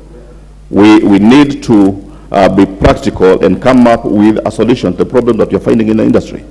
And as the member for RUTO had proposed, as Mheshimiwa Tandi has said, is that he wanted the boda to be regulated from the regions.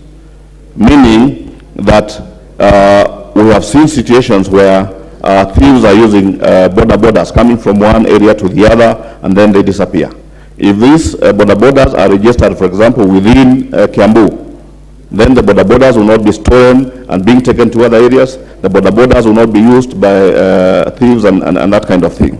So for me, what I think is that other than killing this particular amendment, and Madam Speaker, let me say that we have seen it, that whenever members come up with private member bills, they're either taken over by government or by committees, and they end up being killed. In this particular case, I would urge members that, because we all agree that there is a problem within the border industry, let us sit, let us go to the third reading, let us do the amendments that are necessary, and if the issue of enforcement is a problem, then the committee should be able to summon the people who are supposed to be doing the enforcement. Either, we are saying that either the police officers are ignorant of the law, let them be educated on what they're supposed to be doing on our roads. Otherwise, Madam Speaker, I would want to stand and support the amendment by Mheshimiwa King'ara and urge members that let us go to the third stage and reject the report of the committee that wants to kill the private members' amendment bill. Thank you, Madam Speaker. Very well. The Honorable John Waweru, member for Dagoretti South. Madam Speaker, I appreciate this opportunity. I also want to appreciate the honorable member representing Ruiru constituency, because I think the people of Ruiru need to just take note of how hardworking this member is in this house. This is a member who already has 2 green papers in this 13th session of Parliament. This is the work a member of Parliament is elected to do, to legislate. He's doing a great job.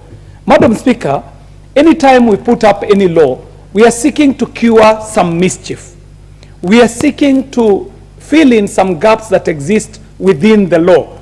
And Madam Speaker, when I went through what Honorable King'ara has, especially when he was formulating it, because we were having conversations, I was extremely excited. I had seen an opportunity for this country to start regulating the subsector of these 2-wheeled and 3-wheeled motor vehicles on the road.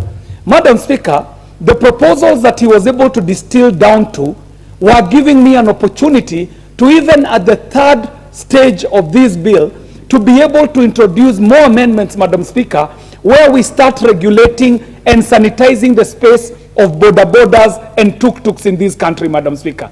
Madam Speaker, I did look at the report of the committee. I combed through it with a tooth comb. Madam Speaker, I see a point of argument, yes, but I do not see the reason why we should throw away these amendments. The reason, Madam Speaker, is the fact that if the law already exists, the regulations are already in place, then the chaos we are seeing in this sector, Madam Speaker, the mayhem, the maiming on the roads, and the disorder and corruption around this space would not be existing. Madam Speaker, I say that it is a point of argument because there are people who are saying that maybe it is because these laws are not being enforced. Madam Speaker, enforcement is happening every day, from the policemen who are on the road to the regulations that have been put by NTSA and everything else that is happening in the attempt to clean up this space. It tells you that the problem is not at a subsidiary level. It is at a substantive law level. And that is what the Honorable King'ara is seeking to do. See a gap in the laws, try and fill up that gap, and that is why I'm standing, Madam Speaker, to support this bill. If we start doing what he is asking us to do under Section 4 and subsection 2, Madam Speaker, we shall well be on our way to moving in the direction that we are seeing Rwanda moving in. Madam Speaker, if you go to Rwanda, you shall see order. You shall see borders that can never carry 2 billion passengers on one border.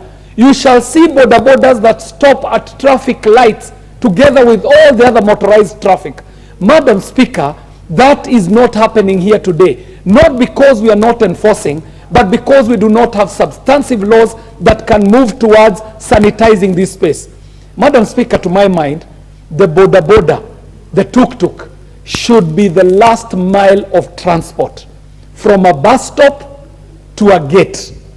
Madam Speaker, if we start looking at the laws that Honorable King'ara is proposing, we shall be able to put the boda boda in its place, so that today you shall not be seeing a boda boda speeding across a super highway where other traffic, matatus, buses, trucks are moving at a speed of 120 kilometers per hour, and a boda boda trying to deliver a parcel is trying to speed along the same highway in a place where you are stipulated to only overtake on the right side of the road. But the boda boda cannot be in the middle of a highway trying to overtake on the right side of the road, because they'll have to cross lanes, Madam Speaker. The danger that comes to it is that the boda boda is now forced to overtake from the left side of the law on a blind spot of a driver, and this is why we are occasioning so many accidents on highways because of these three-wheeled and two-wheeled motorized traffic. Madam Speaker, I would want to ask honorable members to just look at the recommendations that have come from the Transport Committee and see them as a point of argument that can be allowed. Yes? You are moving very well with the debate, but in the interest of time, I request you to conclude. Madam Speaker, I'm very well guided. I shall conclude by requesting the House to look at the recommendations made by the Committee of Transport and Infrastructure and look at the recommendations that the Honorable Kengara is proposing and see the gap that they are seeking to fill. And because whatever is coming from the committee, for me, is a point of argument, let us argue it at the third reading, where we shall look at what is good from what is coming from Honorable Kengara, what is being proposed by the Transport Committee. Where there is a convergence of ideas, we can converge those ideas. Where there is a gap, let the amendments fill this gap so that we have a substantive law that looks into how we regularize and sanitize and tidy up the space of two-wheeled and and three-wheeled motorized traffic on our highways. Thank you very much, Madam Speaker. I really appreciate the opportunity.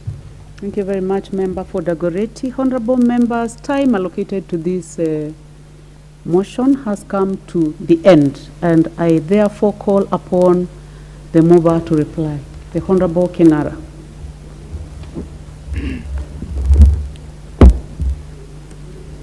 Thank you, Madam Speaker, for giving me this opportunity to reply to the said amendment. Madam Speaker, may I start by thanking this Honorable House for allowing me several opportunities to stand on front. Kengara, if you intend to donate, because I see a lot of interest on this matter, you may please do so before you reply. Thank you, Madam Speaker, for that good guide. Then I propose I donate 2 minutes to my sister here. Then I donate another 2 minutes to Dr. Nyakach, yeah. Karachonyo, a member for Karachonyo. Who else? I also donate another 2 minutes for member for Kwanza. Then another 2 minutes for member. I think those are enough. Member for Mombasa, 2 minutes. Okay. Then Kiri, another 2 minutes. I think those are 8 minutes, Madam Speaker. I propose that we follow the same order, Madam Speaker, as I have mentioned. The Honorable Naomi Wako. Thank you, Madam Speaker. I also want to thank Mheshimiwa Kengara for allowing me to add my voice to this. I support the proposed amendment, and I will go very briefly, simply because it creates job for our young people, and it is also adding value in terms of economic empowerment, and then accessibility. When people want to rush somewhere, it also helps them. It also saves time. Those people who want to get somewhere very quickly, they use that, and I support because of all that. And it has helped many people to overcome some challenges like poverty, or as we all know, idle mind is devil's workshop, and it has helped our young people to overcome all the challenges that comes by this. Before I conclude, Madam Speaker, I want to say that we need to regulate and make sure that all border riders are registered and they are given their registration number, the hours of operations also given, and also encourage them to have their own circles.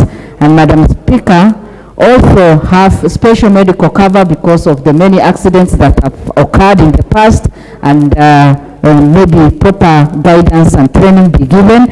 And as I finish, counseling center to be also started so that those who are going through challenges and trauma can receive counseling at the right time. Thank you, and I support. Thank you. The member for Karachuonyo.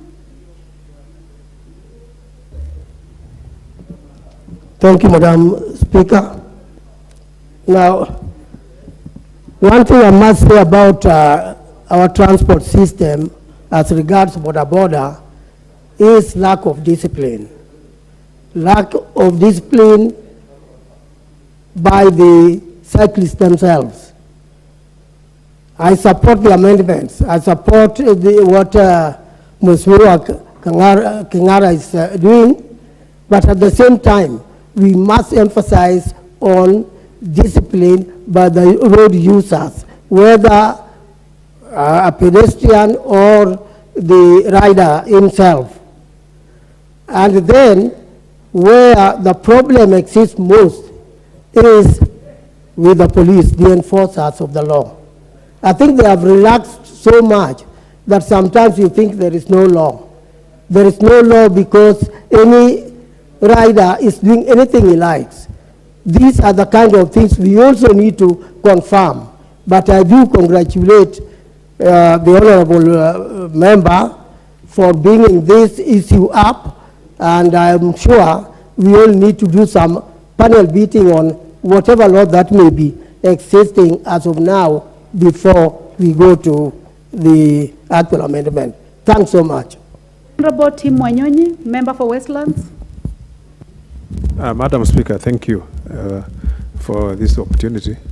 And just want to say, Madam Speaker, it's very important to have a regulation in place that will control and bring sanity in this sector of transport. It's very critical in our economy. And Madam Speaker, also that even the people who design our roads, this is now a reality. They must have a specific lane reserved for people riding on motorcycles, even bicycles and others, even pedestrian walk, because this is where the problem is, that they are squeezing themselves on the road that, Madam Speaker, is only designed for vehicles. So we believe that when this is put in order, I think, Madam Speaker, there will be a lot of sanity in this industry. And young people who are riding motorbicycles, Madam Speaker, some of them have genuine, they are doing something for their own living. So we support this amendment, Madam Speaker. Thank you. Thank you. The Honorable Zamzam, member for Mombasa. Asante sana, Madam Speaker. Niweze kupongeza mjadala huu wa leo ndugu yetu Mheshimiwa Kanyari. Na mimi naweza kuchangia nikisema kuwa bodaboda wameleta uchumi wa Kenya kuwa bora zaidi. Bodaboda wameokoa maisha watu wengi kwa kuwa na wepesi wa usafiri. Bodaboda ni katika vijana ambao ni wa Kenya ambao wanatafuta pia ajira zao. Na mimi niwapongeze bodaboda wa Mombasa kwa sababu ni katika wale ambao wamekuwa na nidhamu ya hali ya juu. Licha hayo yote, kuna umuhimu sana wa kuweza kupiga msasa sheria na kuhakikisha kuwa pia wanapata pia sheria ya kuweza kuwaweka katika njia ya sawa. Tuweze kuangalia pia katika wale ambao wako katika asasi ya barabara, waweze kuwekewa barabara zao kando ili wasiweze kupita mahali ambapo kuna magari ambao husababisha ajali sana. Tuangalie pia waweze kujiandikisha ili tujulikane kuwa bodaboda ipi ambayo imeleta maafa ama ipi ambayo imeibiwa, tutaweza kujua kwa wepesi. muweze kusupport sana mjadala huu, nikisema Kenya inahitaji sheria za kila upande, na sheria ni msumeno ukata mbele na nyuma. Kuna wale wanaoharibia bodaboda sifa, na hao ndio ambao tutataka kupiga msasa, tuangalie kuwa sheria na masharti inatumika. Asante sana Madam Speaker. Asante. Honorable members, the last one on the list of those that the Honorable Kingara donated to is the Honorable Karido. Thank you, Madam Speaker. May I also participate in supporting this proposed amendment on the border sector. This is a sector that is very crucial to the economy of this country. These are the people who are reliable mostly whenever transport is needed within the villages. And it's good that we restructure them by having this amendment so that they can know what to do. To me, I believe the borders should be fully registered. They should have circles from the village level, and circles like those of Matato, Madam Speaker, so that we know each border that operates a certain route. Wherever there is a mess, it will be easy to identify what are the causes and which is the border that is involved.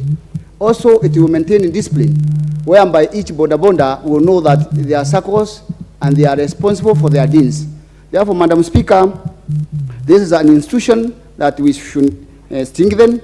This is a sector that we take care of. And also, we should encourage the insurance to take care of the borders and at least give them the least possible cover that will take care of their motorbikes. Because most of them are not insured because of the high cost of insurance cover. Thank you, Madam Speaker, and I support this amendment. Thank you very much, Member for Igembe Central. The Honorable Kingara, you have 2 minutes to conclude your reply. Thank you, Madam Speaker. I beg to reply that the National Transport and Safety Authority Amendment Bill, Bill number 43, which has been shared by members.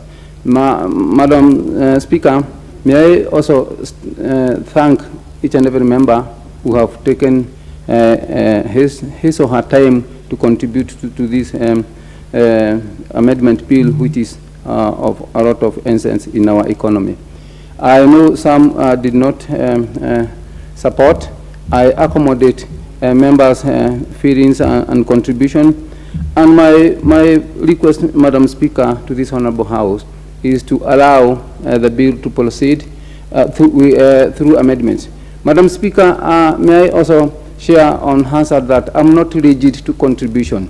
I have a bunch of contribution here, Madam Speaker, from members. It is for this House to arrange laws to serve our country.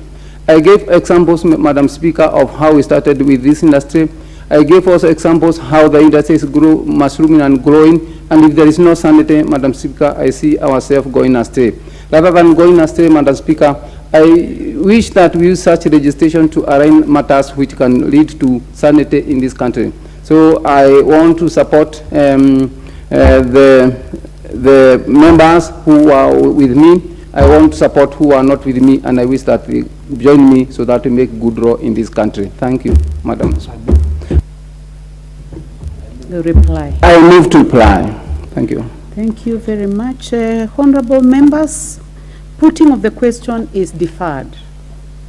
Next order.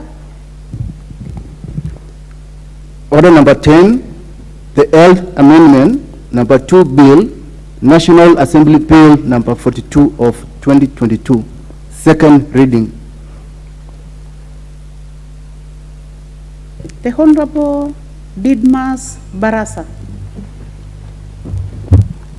Thank you very much, Madam Speaker, for giving me this opportunity. Madam Speaker, this Health Amendment Bill number 2 of 2022 seeks to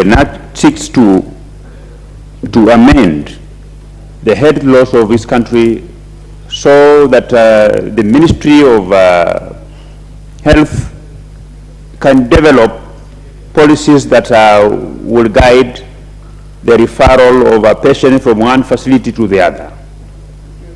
it also includes, you know, that the minister concerned will, in liaison with various stakeholders, they will be able to come up with a policy guideline, with guiding principles that will ensure smooth transfer of patients from one hospital to the other, both locally and internationally. Madam Speaker, this is important because as we speak today, the referral of patients from one hospital to the other is done haphazardly. One doctor may decide to refer you to a different facility simply because he is moody, he is tired, he doesn't have the time. So we want the transfer of patients from one facility to the other to be guided by law. Madam Speaker, I want, before I begin to prosecute this bill, I want to bring to the attention of the House that I'm most thankful to the Office of the Clerk of the National Assembly, because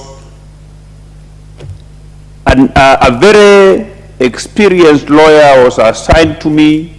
We worked together in terms of combing through the existing laws, identifying the gaps. As you are all aware, that laws are made to solve a public problem. So I'm very, very thankful for the support that I got from the legal counsel that was seconded to my office and to me by the Clerk of the National Assembly. Madam Speaker, I have gone through the report by the Committee on Health. I have gone through their recommendations, their findings. I want to draw the attention of the House to a letter that was written to the Committee on Health by the PS of Health, Mr. Peter K. Tum, the Principal Secretary. The basis of this letter, Madam Speaker, I want to bring to the attention of the House that the committee lifted the contents of this letter and it formed their basis of rejecting my proposed amendments. I will go through them one by one. Madam Speaker, the ministry says that they developed a Kenya health sector referral strategy in 2014 to guide the whole of this process. They also say that they are in the process of developing a policy guideline on medical tourism, which they have already initiated.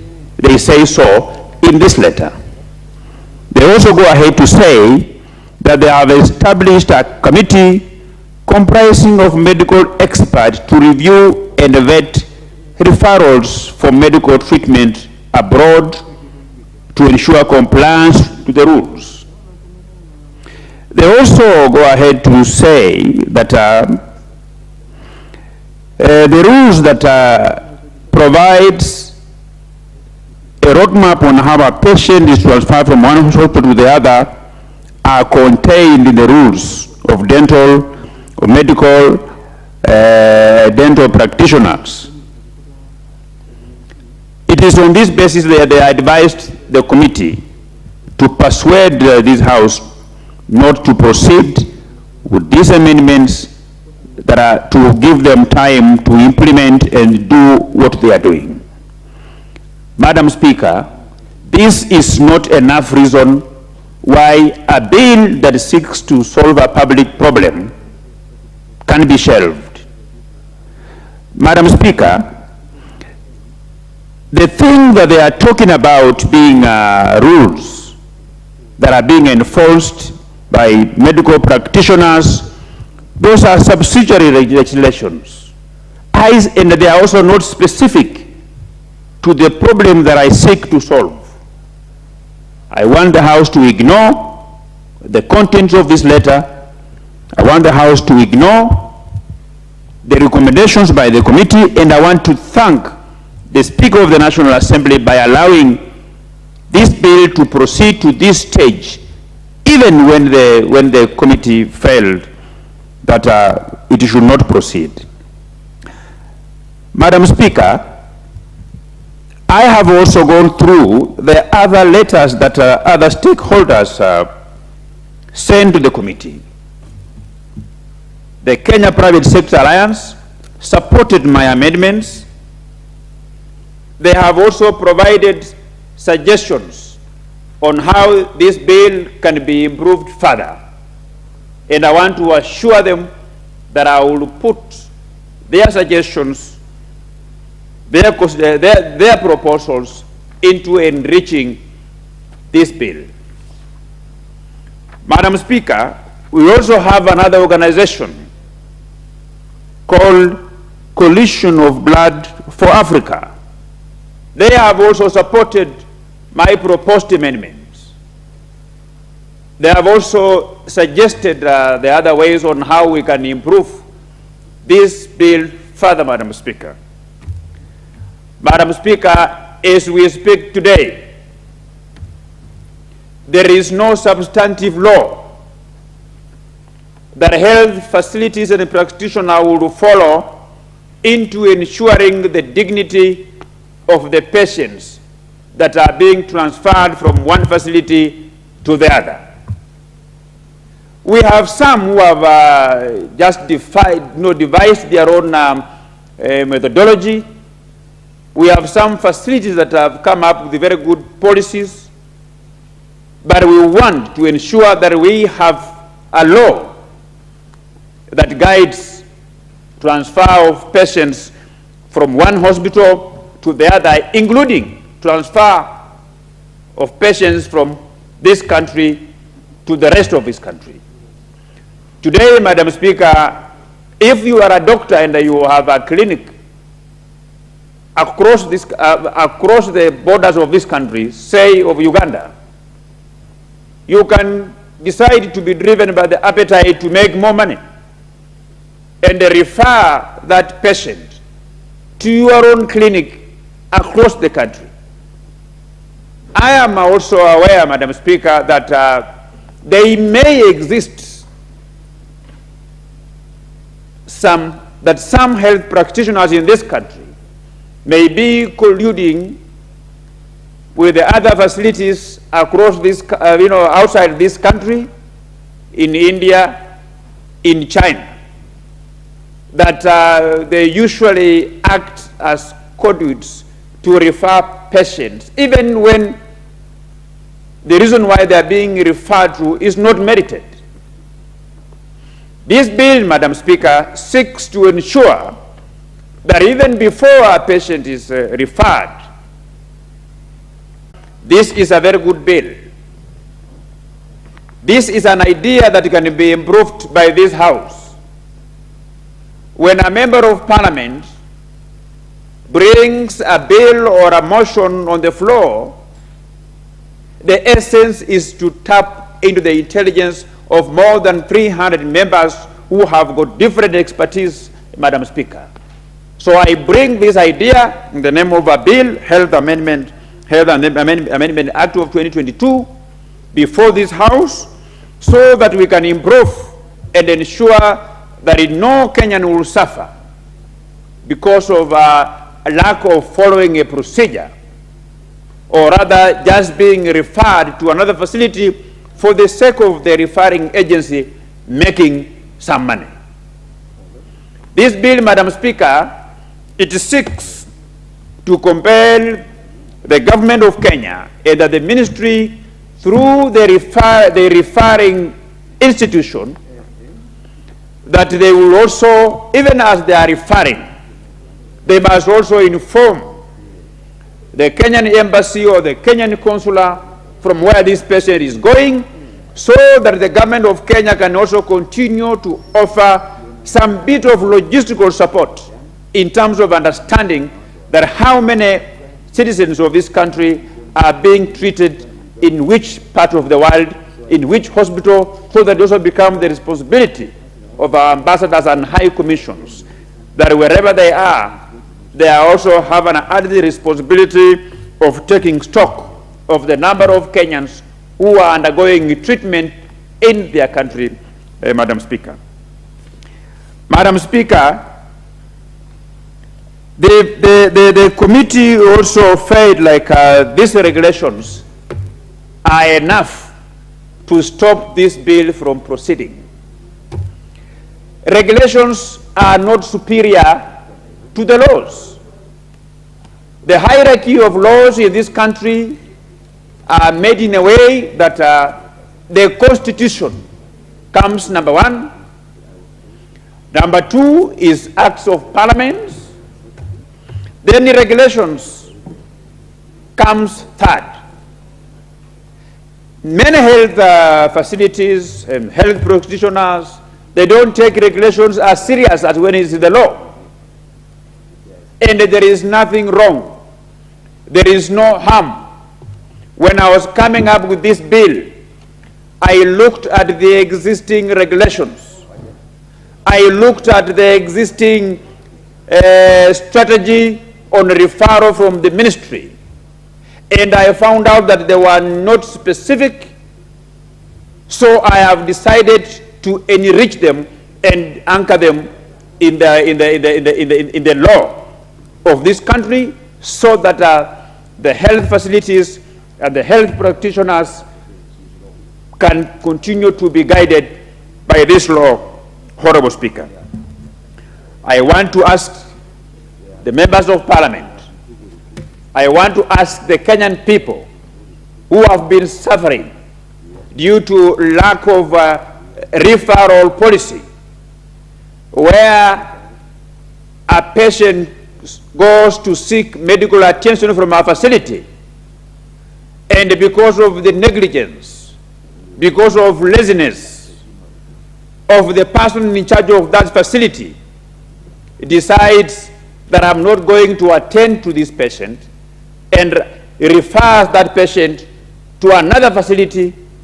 Maybe in some instances, Honorable Speaker, patients are referred to facilities that are run by the same people, not because they are unable to provide a solution to what ails a patient, but they are driven to make more money, because, you know, when you are referred, you are psychologically begin to think that this is a very serious problem, and they take it as an advantage to extort patients, to demand for more money, more expensively, on a matter that could easily be treated by that health facility.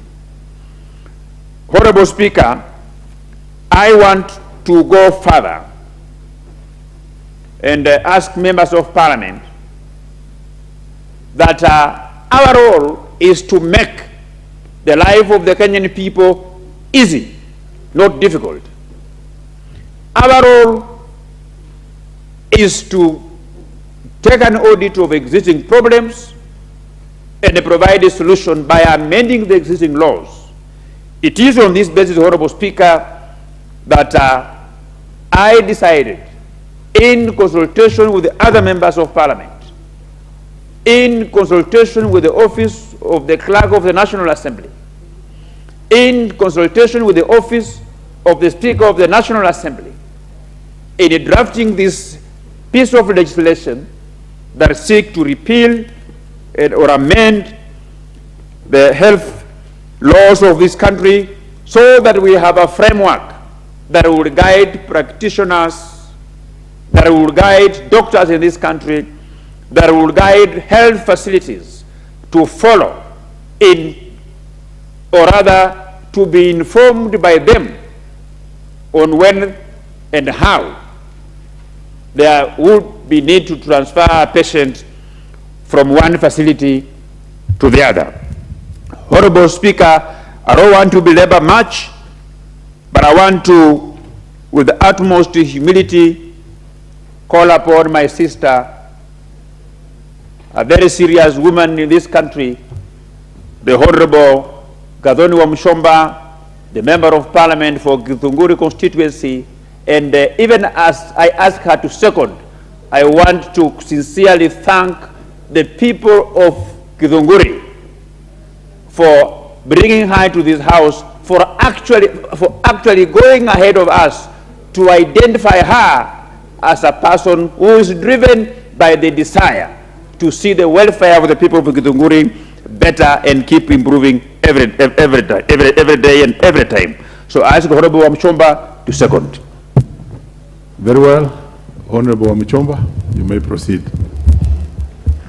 Thank you, Mr. Speaker. Allow me to take this opportunity first to congratulate and to thank my brother, the Honorable Didmus Baraza, the young, vibrant, energetic Member of Parliament serving on his second term, representing the great constituency of Kimilili, and taking the bold step to air and voice a concern through his parliamentary obligation to bring an amendment to amend Health Act so that he can consider the dire need of the people whom we represent. Honorable Speaker, I'm very humbled to be standing here to second this proposed amendment by the Honorable Baraza as a woman leader, as a mother, and as a representative of the people of Githunguri constituency. Honorable Speaker, it is sad because I have gone through all the letters and memorandum of understanding that has been submitted to the respective committee in favor of this proposed amendment. Honorable Speaker, I have read submissions from KEPSA. I have read submissions from Kenya Health Sector, submissions from Coalition for Blood for Africa, and in summary, all the submissions are in support of this proposed amendment. We can never do a better service for the people we represent in this house if we cannot be able to embrace this kind of proposal. A proposal that seeks to regularize through a policy the ways and styles in which our medical practitioners have been referring our patients. Remembering, Honorable Speaker, that all of us are victims and we can become patients, and we have been patients in the past. Honorable Speaker, I come from Githunguri, which is a rural constituency. We have just had the opportunity to have one upcoming referral hospital, and we look forward to the completion of that hospital, which is supposed to be a referral hospital, and we'll be very happy to have a policy which is going to guide on referral system, because we also want to make sure that the facility that is coming up in Githunguri benefit the people of Githunguri and the neighboring sub-counties of Gatundu North, Gatundu South, and Ruiru and Limuru constituencies. So a policy to guide on this referral system would be very much welcome. Honorable Speaker, during COVID, when we were not able to move around, we had a crisis that bestowed on patients who were previously referred to other countries like India, and COVID caught them in those foreign countries. I remember we were receiving a lot of distress calls, emails, and contacts for us to be able to rescue our own patients who were referred into those countries. They were locked during lockdown. They were not able to pay for their hotel bills, their hospitality bills, and even medication bills. Some of those referrals, Mr. Speaker, that are done to those countries, I do believe, and I have a conviction as a Kenyan, that we have hospitals here in Kenya who have all the equipment and qualities of practitioners that can be able to attend to those cases. But we are quick to refer them to such facilities because of this new paradigm shift in medication called medical tourism. This medical tourism comes with token. And there are some people who are motivated by those tokenism. And therefore, the many referrals they make to certain hospitals outside the country, they are paid commissions. This is done as a way of earning revenue for those practitioners, exploiting our patients and our voters. It is therefore viable for us as lawmakers to support this kind of amendment so that we can protect our patients and our voters from such exploitations. Mr. Speaker, it is always good for us to come up with a policy guideline that is going to guide us on who can afford what in referral. Because sometimes we find patients being referred to facilities that they cannot afford. And as members of parliament, I'm sure you can attest to that, we are constantly in harambes, in fundraising ceremonies and functions, raising money to support such cases where people have to go to a certain facility for treatment, but they cannot afford. But because the chief doctor has referred, the patient has to attend. And therefore we have become slaves, we have burdens to pay, and we cannot afford. So we need to have a system where, before a doctor or a practitioner refers a patient, due diligence on whether this patient can afford to pay for the services that are being referred to is very important. Sometimes we refer patients to facilities because we have interest in the referral, but we don't care whether the patient can afford. This is very important, and we need to come up with a clear referral system. Mr. Speaker, where I come from, we have had patients who are referred to Kenyatta National Hospital from Githunguri, but they cannot get or access a referral mobile device. I mean an ambulance that is well equipped.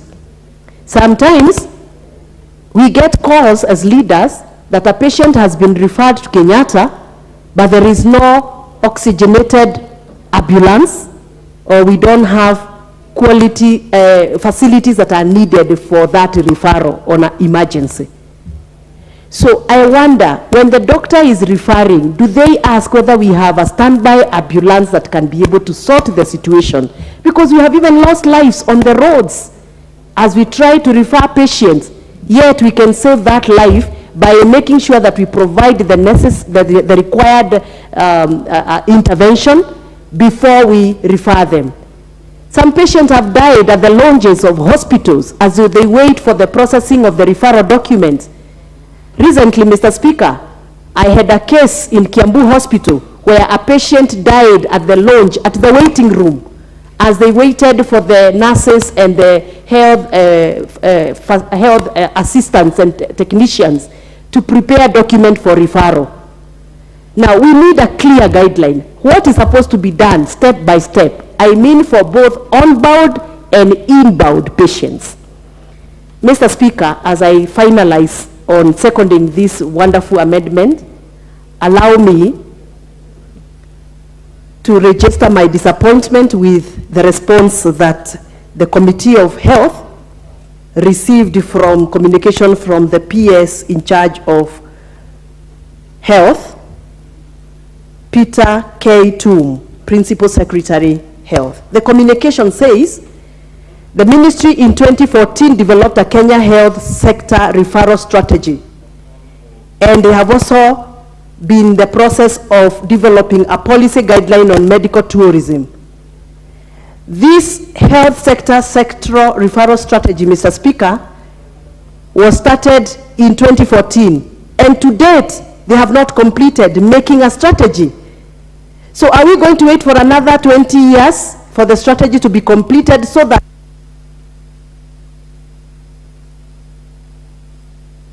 Please add Honorable Omichomba 1 minute. Most humbled, thank you. Are we going to wait for another? Because from 2014 to date, 2023, how many years has the ministry taken to make this strategy?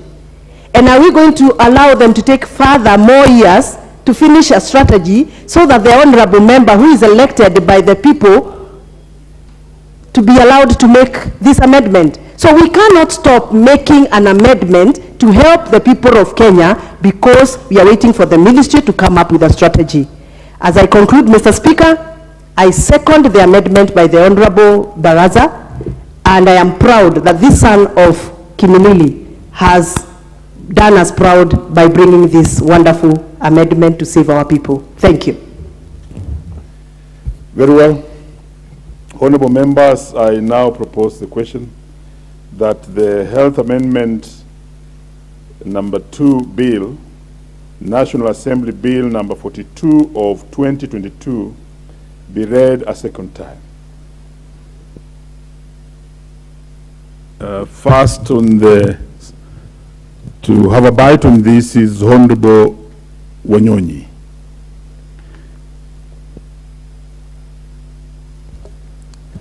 Mr. Speaker, thank you so much for the opportunity. I also want to thank Honorable Dismas Barasa, in a local language I call him Kuka. It's my grandfather. I want to say that this is a very, very important amendment, Mr. Speaker, that Honorable Barasa has come up with, and I believe each one of us, as a member of Parliament, we've had one case or the other in terms of a patient, either a relative or a neighbor or just somebody from your constituency that has been moved from one facility to the other facility. I have a case when I saw this amendment of my own brother who actually was transferred without my knowledge to another facility because the doctor at that time had an interest in that particular facility, and where he was, he had no interest. It's a private hospital. Mr. Speaker, I ended up losing my older brother on the same. We are not refusing, and the bill does not say you don't do the referral. It is true, but you see, for you to move a patient from one particular hospital to the other, be it private to the to another hospital which is according facilities, first you must check whether it is true where he is gone to. The receptive in that particular hospital has all the facilities that this one doesn't have. We've had this one just being done haywire, and with nothing specifically, Mr. Speaker, to show cause. And of course, we have had a case where we preferred most of our patients to India. Currently, Mr. Speaker, again, with reference, I have a patient who is in India. I don't even know how the family ended up sending the patient to India because the particular hospital in India had an agent in Kenya. His is just to get the patients to be transferred to his particular hospital. Now I'm being requested to attend Harambee to send money to India because the family is not able to pay for that particular facilities. And therefore I think let's have some bit of discipline. We are not medical doctors, but we regulate for this country, and it's only fair therefore that we also say enough is enough. It's also fair to say, okay, fine, given whatever we have experienced as members of public, because everything else refers to these members of parliament. Whatever it is, whether it's a funeral or whatever, you said go and see your member of parliament, get so many phones going for Harambee, what have you, and you find that actually that patient died in a third hospital. So I want to say that much as we are saying what we are saying, but of course, again, there's a very important thing. Honorable Ditmas did not include the NHIF.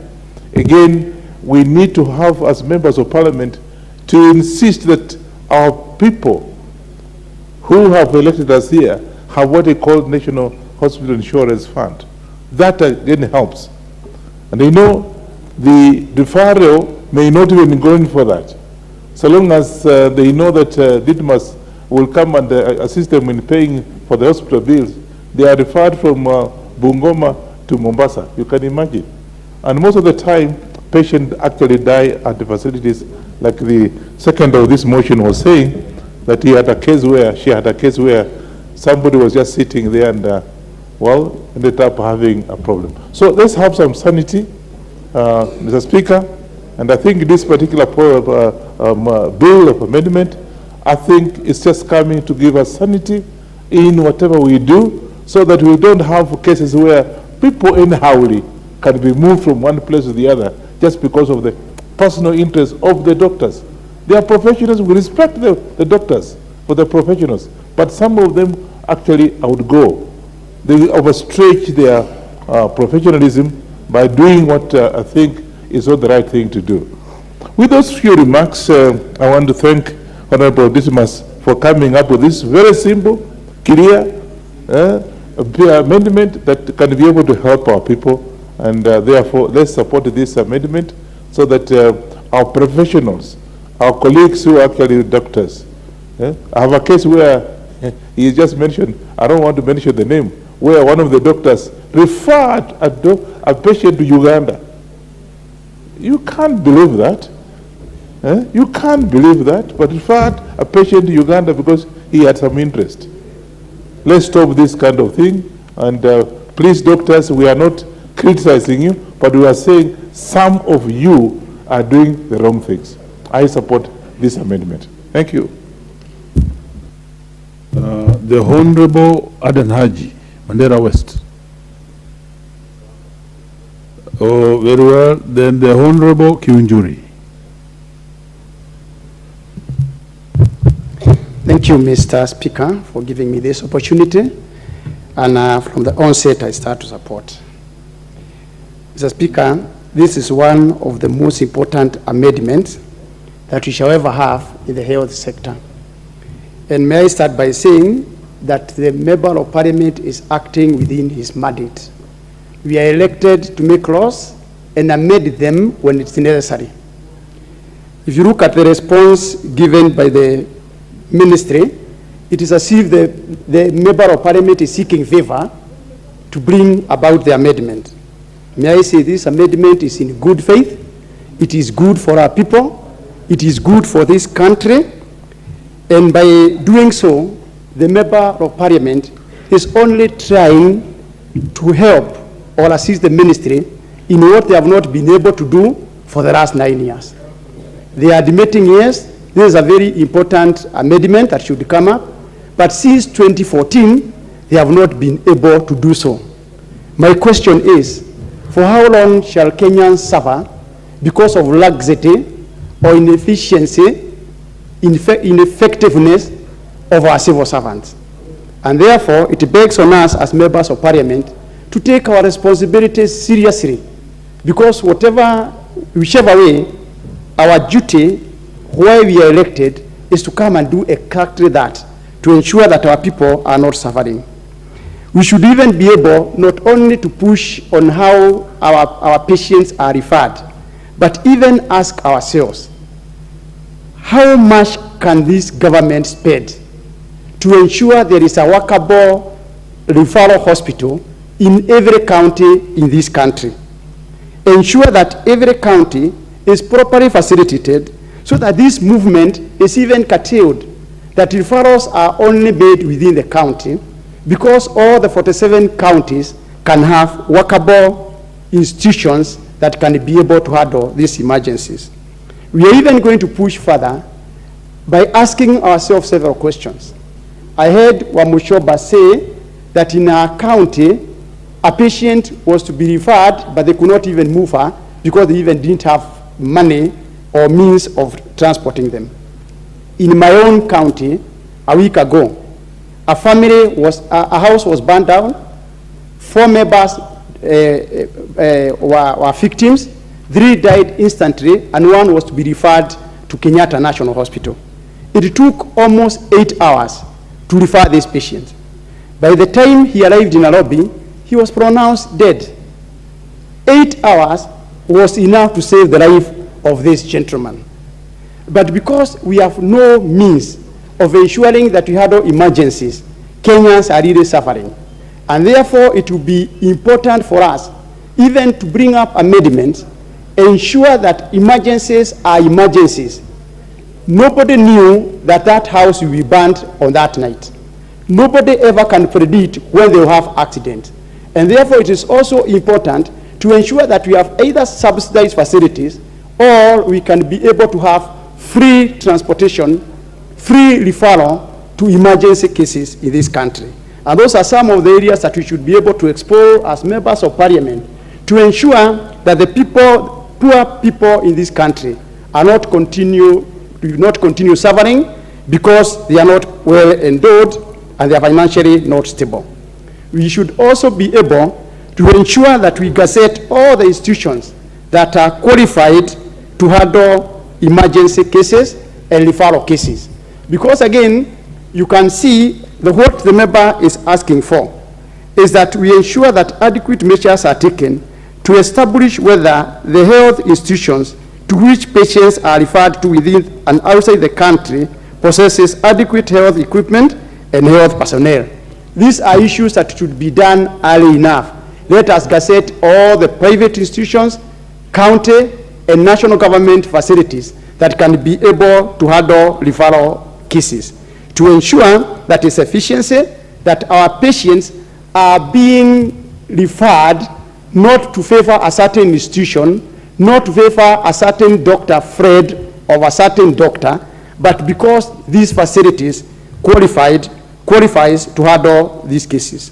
And therefore, Mr. Speaker, what you'll be asking is to carry a comprehensive reform in the health sector and also ensure that again the debate is once again introduced either through a national conversation once again, and that is why we are talking of reforms in this country. That is why we are talking of even having a referendum in this country, because there are some of these issues that now need to be discussed once again. There are counties that are willing to hand over their facilities to national government, but the mechanism to do so must be properly established.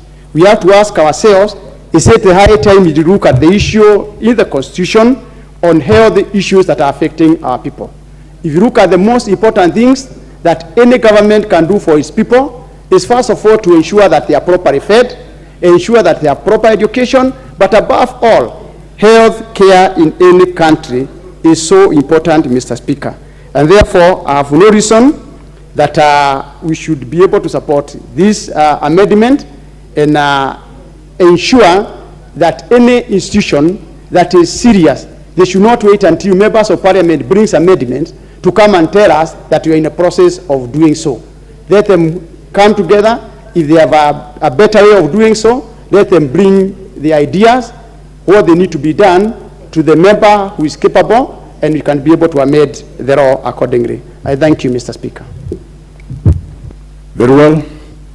Let me acknowledge and seated in the public gallery the students of Titus Ngoyoni Memorial Primary of Laisamis constituency, Marsabit County. Is the honorable member for Laisamis in the house? Very well. Let's now have Honorable Catherine Omanyo, Busia County Women Rep. Thank you, Mr. Speaker. Whenever I hear anything to do with health, I tag myself to every word, every comma, every full stop. First of all, every case that is taken to the hospital should be treated as an emergency. And every institution as a hospital should be well equipped. I support this motion. It's, I think, a bill I support fully, because in Kenya, most hospitals, when you go there and you have no shilling, you will die. In fact, they should add that anyone who goes to hospital, whether they have money or not, they should be treated fast, because that is why the doctors and nurses are in that hospital, to save lives fast, not to make money fast. And it looks like in Kenya, if you do not have actually money, you cannot be looked into, you cannot be treated. And this comes because of also the gap between the rich and the poor. So people are more drawn to rush to support or help somebody who appears to be moneyed. So this bill is good for all of us. You can never know where anything, an emergency can get you. Whether you are a president or a boda rider, Wanjiku Nafula, anything can happen to you. You can wake up in the morning with your 2 feet, your 2 arms, everything intact, and without precautions or whatever, an accident happens. And when an accident happens, if you were able, you become disabled if nobody actually takes a step first. So every institution, whether private or public, I think we should have a section where everybody, whatever is called as an emergency, unconscious, somebody who is immobile, when they are taken to their hospitals, they should serve or treat that person first before asking how they will pay. Thank you. The Honorable Abdul Haro, Mandera South, is in the House. Not being the House. Next is the Honorable John Kaguchia. Is in the House. Then let's have the Honorable Rindikiri Mugambi. I want to thank you, Mr. Speaker. I stand to support this bill brought about by my friend, which seeks to insert a new section in the Act of 2027, number 21, that's section 79. I mean 2017, sorry, I correct, 2017. And that is section 79, where they are seeking to insert a section relating to the referral systems. I agree with the amendment, Mr. Speaker, within and outside the country, because as it is right now, Mr. Speaker, there is no clear system of referring a patient from either a local institution to another or even outside the country. Mr. Speaker, we have a very serious problem at the Ministry of Health. That is the ministry that is charged with the health sector of this country. But where you find the largest number of cartels and the misuse of public resources is the Ministry of Health. Mr. Speaker, when I hear the Permanent Secretary saying that they need to be given time to deliver it on something that started in 2014, that's a joke. Health sector is a various sector in this country, Mr. Speaker. We need to be sensitive to our citizens. We need to be sensitive to the poor people, because those are the people who feel it. Mr. Speaker, I am of the opinion that we start now arguing the government and pushing the government to have a referral hospital in every sub-county. Mr. Speaker, I have had cases where a public health center is referring a patient to a private hospital, knowing that there is a public sub-county hospital. Mr. Speaker, we're having a serious problem. And some of these people, they are not only doctors, they are even clinical officers. We have a problem. You find a clinical officer making a referral. Why? Because the sector is not well programmed such that the doctors take full responsibility. Mr. Speaker, we have the NHIF.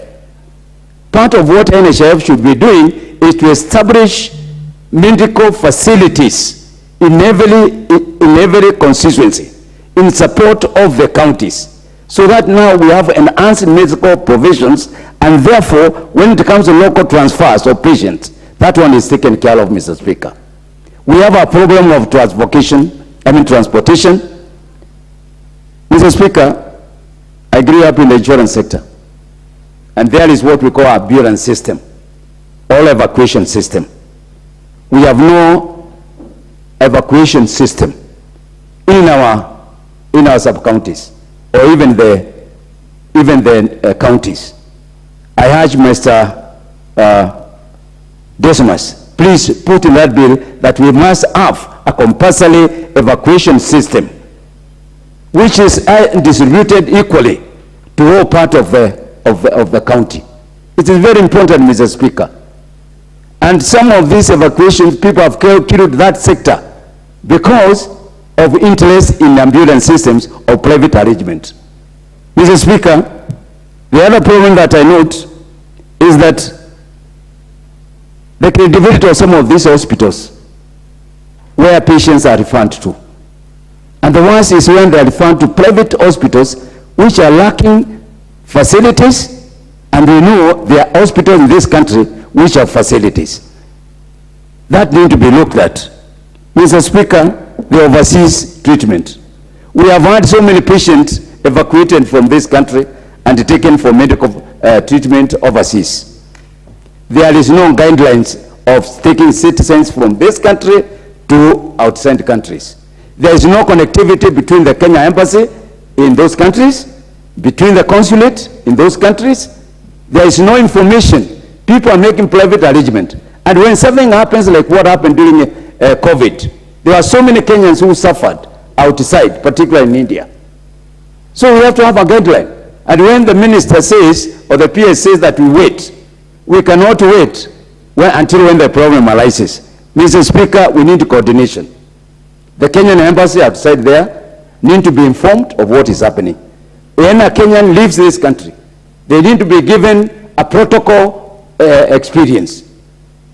What we have noticed is that the Minister of Education and Minister of Health don't even care. They don't even take it into consideration. What normally happens is this private arrangement. Kenyans are pushed into the airplane. Some of them have died in the airplanes. Some of them are going to foreign countries where they are not, the weather is not very good, and they end up dying. It leaves then the family to have the responsibility.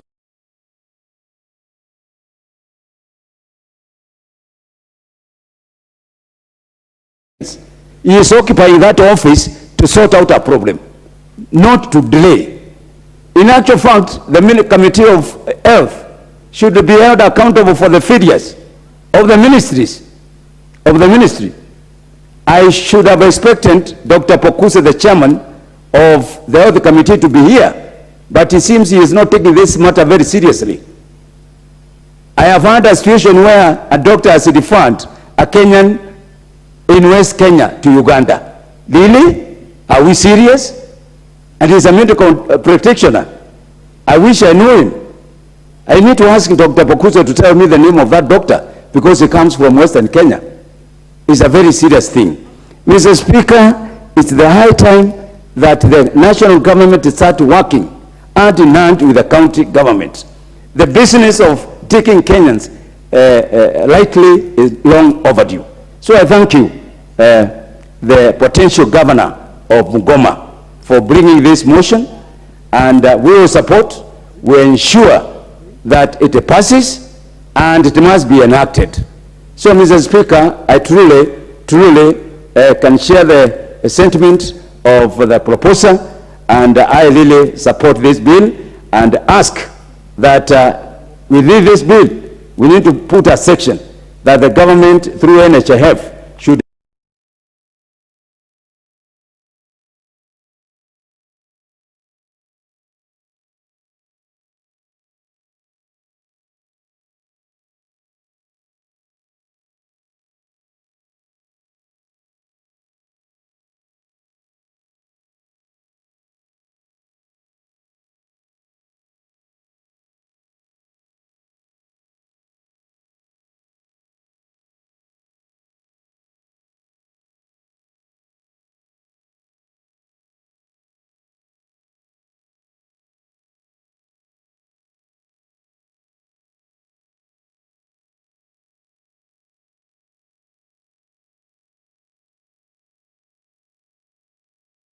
accept to send cesarean section. We need to be mindful of our mothers. We need to be mindful of the life of that mother. That's not the end of giving birth. So you can imagine a mother given 3, 4, 5 cesareans every time they give birth. I know people from Mombasa, they give 4 or 5 times birth, 4 or 5 times. You can imagine what the ladies go through. So we should avoid those kind of issues happening. And it happens because we have no systems of referrals. And therefore, I urge you, all the members, we support this bill, we implement it so that now we can move forward to providing good health care for our citizens. I thank you, Mr. Speaker. The Honorable John Bwire, and that will be his maiden. So therefore, no interference. Proceed. Thank you, Mr. Speaker. Mr. Speaker, allow me first to appreciate my colleague, Honorable Didmas. We have always agreed on so many things, including this one. But it is high time that we regulate the process of referral of patients outside the country. I want to concur with my colleagues, Mr. Speaker, that the problem in the country is that we have literally commercialized everything, including our right to health. I say so because, Mr. Speaker, I come from a constituency that is in the border of Kenya and Tanzania.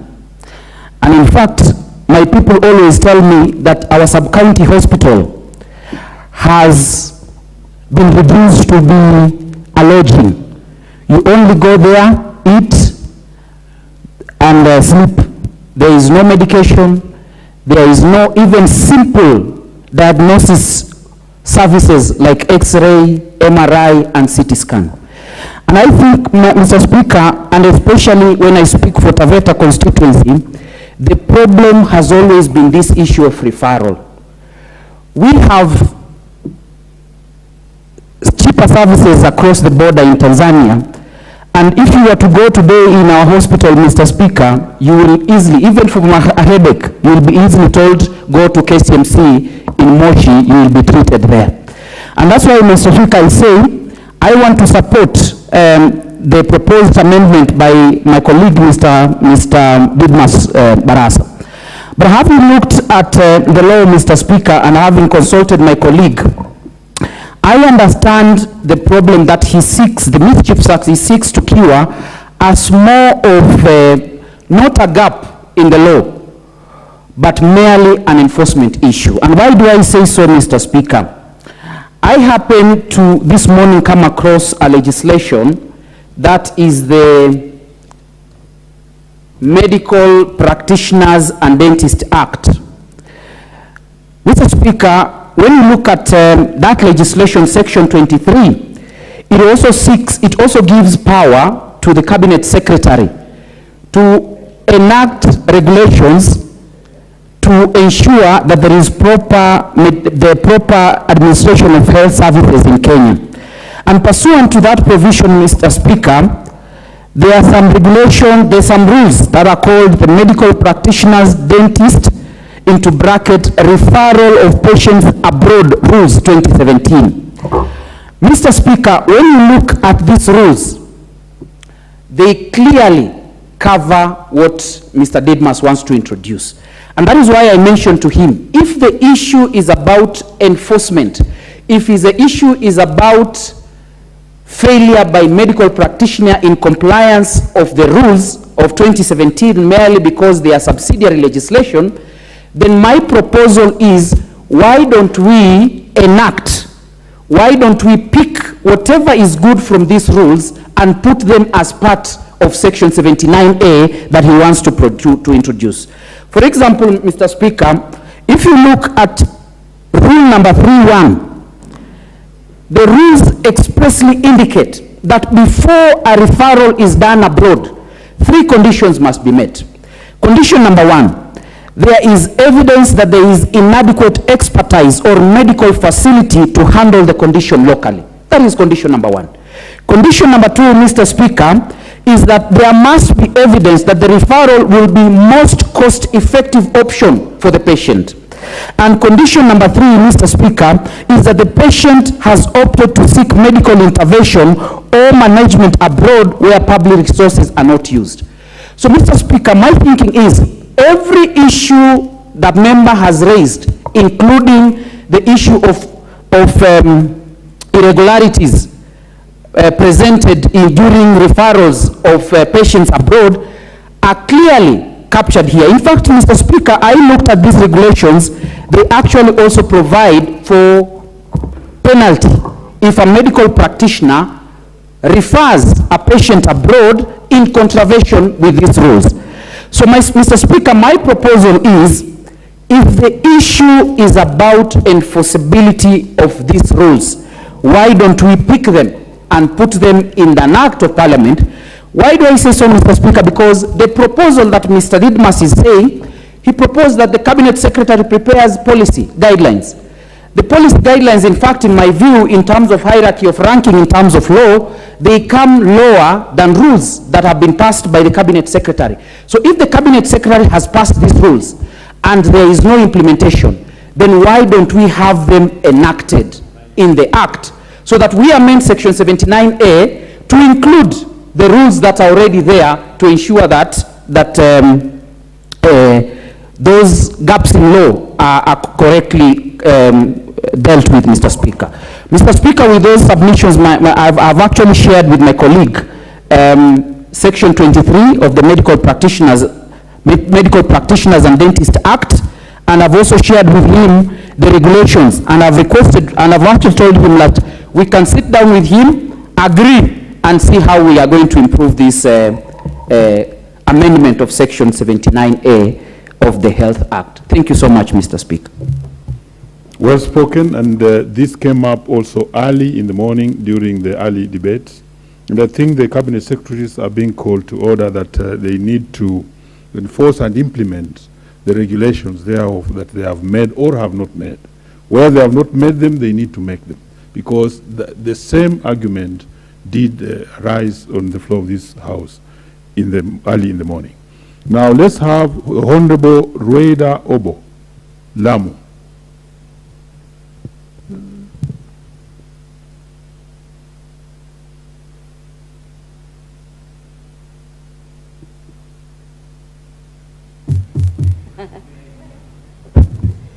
Asante Bwana Spika kunipatia nami nafasi nami nichangie katika hii sheria.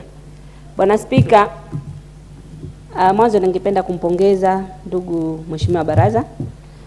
Hii sheria naiunga mkono na ningeomba sheria hii iwe rahisi kutumika. Isiwe sheria ngumu kuwatatiza wagonjwa. Ukitengeza sheria iwekwe kwa kamati, mjadiliane, wabunge wahusishwe, hata sisi tukitaka kuja huko tuje kama marafiki wa hii committee, manake haya ni mambo yanatuhusu na ni mambo yanatutatiza kila wakati. Bwana Spika, ningependa wagonjwa katika sheria hiyo ya rufaa iwe watapewa uhuru wa kwenda popote pale wataka kutibiwa, kwa sababu kumekuwa na mtindo kwamba mgonjwa anataka kwenda yeye mwenyewe, pengine anaweza kwenda au alienda matibabu India au anataka kurudi tena India, unazungushwa madaktari, unaambiwa nenda kwa our Kenya Medical Practitioner Pharmacist Dentist Union usainiwe. Ukifika kule wanakuambia sisi hatuwezi kusaini, unaambiwa tafuta daktari akusainie. Daktari ukienda anakuzungusha, anasema hawezi kusaini, anasema kitu hiki inafanyika Kenya. Sasa kama kitu hiko inafanyika Kenya, mnamkataza mtu asiende kule anaamini kwamba atafanyiwa, na kule unafanywa kwa rahisi. Gharama za matibabu kule ni rahisi. Kwa nini hapa Kenya basi pia isiingilie matibabu ya kuwa rahisi? Kitu kama ni procedure hapa inafanyiwa, unaona hapa pengine ukienda hiyo procedure inakugharimu 300,000. Ukienda India pamoja na tikiti kwenda na kurudi haifiki hiyo 300,000. Na ukienda kule unaangaliwa mwili mzima, unaangalia kila kitu kwa gharama hizo hizo. Kwa hivyo isiwe katika sheria inawasaidia madaktari wawe wenye kuwafungia wale wanataka wenyewe kwenda au wanaamini kule atapata matibabu vizuri zaidi, iwe kule wale wanawaruhusu, na wale wanataka kufanyiwa hapa Kenya pia iwapatie mbinu rahisi ya ambao mtu ajua tu procedure ni hii, nikienda kama ni referral inaenda hivi. Bwana Spika, ningeomba pia Mheshimiwa Baraza ikija huko kwa kamati, muhakikishe kila region kuwe na kamati ya kusema kwamba wanaangalia madaktari. Huyo amesema mama aende akafanyiwa operation ya mtoto, kutolewa mtoto, ichunguzwe ni kweli kabla hata ifanyike au baada pia kufanyika. Waone kulikuwa na dharura ya kweli huyu mama kwenda kufanyia operation, ikuwe ya region, kwa sababu mengine yatakikana mambo ya haraka. Pia ikiwe na ya national ya kuchunguza, ndio daktari pia achunguzwe, aonekane kwamba mbona amefanya operation nyingi kwake tu, inakuwa kila mzazi akienda ni operation. Tujue kama sehemu zingine, nchi zingine zinafanya hivyo. Pili, kwa hiyo itabidi sisi tujipange hapa kama bunge, na pia ministry ijipange, kuwe na hospitali za rufaa za kila region. Manake hapa Kenya kuna hospitali 6 kubwa, zile level 6. Lakini ukiangalia hizo level 6 ziko region moja. Ukiangalia cost nzima hakuna level 6 hata moja. Kisha bado watu huku wanazungumza 1 man 1 shilling 1 vote. Na ambapo hizo hospitali zafaa ziwe hapo. Mtu akitoka Lamu kuja Kenyatta Hospital kama level 6 ya karibu yetu ni hii hapa. Mtu atoke Kiunga anatoka vipi paka kufika huku? Gharama ngapi? Watu wanaishia kumalizikia King Fahad pale, hawana uwezo wa kufika paka huku. Au referral yetu kubwa ni Coast General. So katika hii sheria ihakikishe pia izungumzie mambo ya hiyo level 6. Kila region at least kuwe na level 6 moja. Pia kuna rufaa ingine ile ya lazima, ile ya kufa, msisahau pia hiyo. Hiyo ni matatizo, manake hiyo rufaa hiyo sengine tunasikitika na kulitolewa executive order ya kusema mgonjwa, lakini mgonjwa akifariki hospitali maiti sishikwe.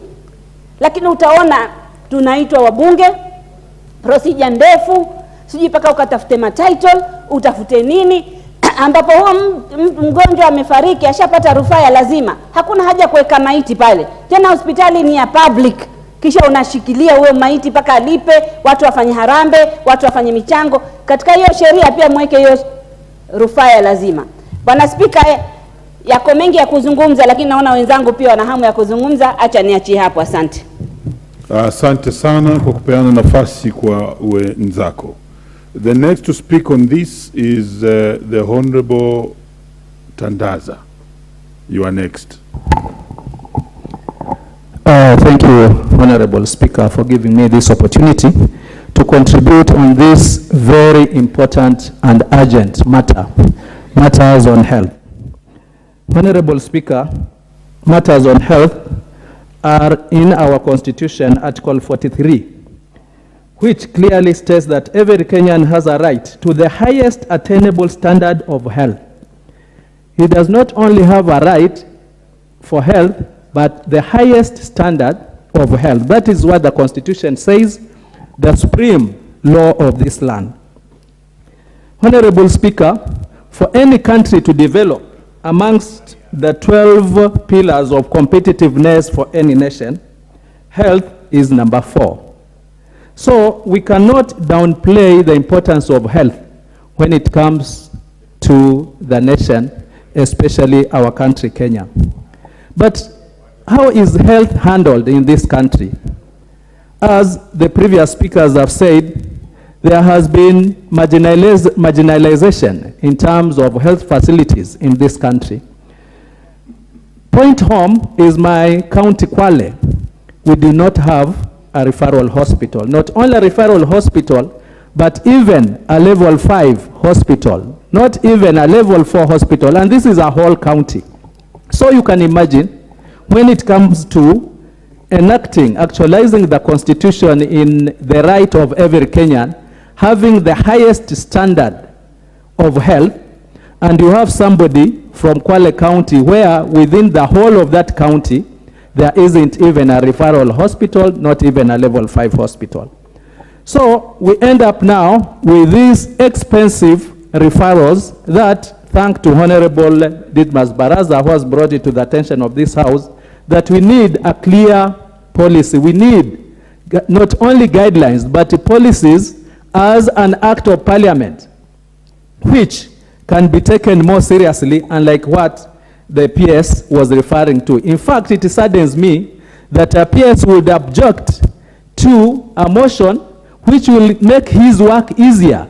It will streamline his department. It will streamline his operations to make it easier, which to me, he should have been the first one to say, this is something that should have come like yesterday.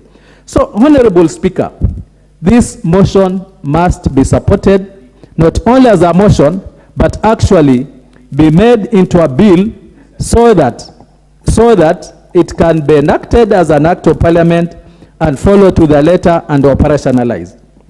Honorable Speaker, our doctors, unfortunately, just like many other professionals, I'm not just singling doctors, but we know our professionals do not adhere to the highest standards when it comes to their ethics.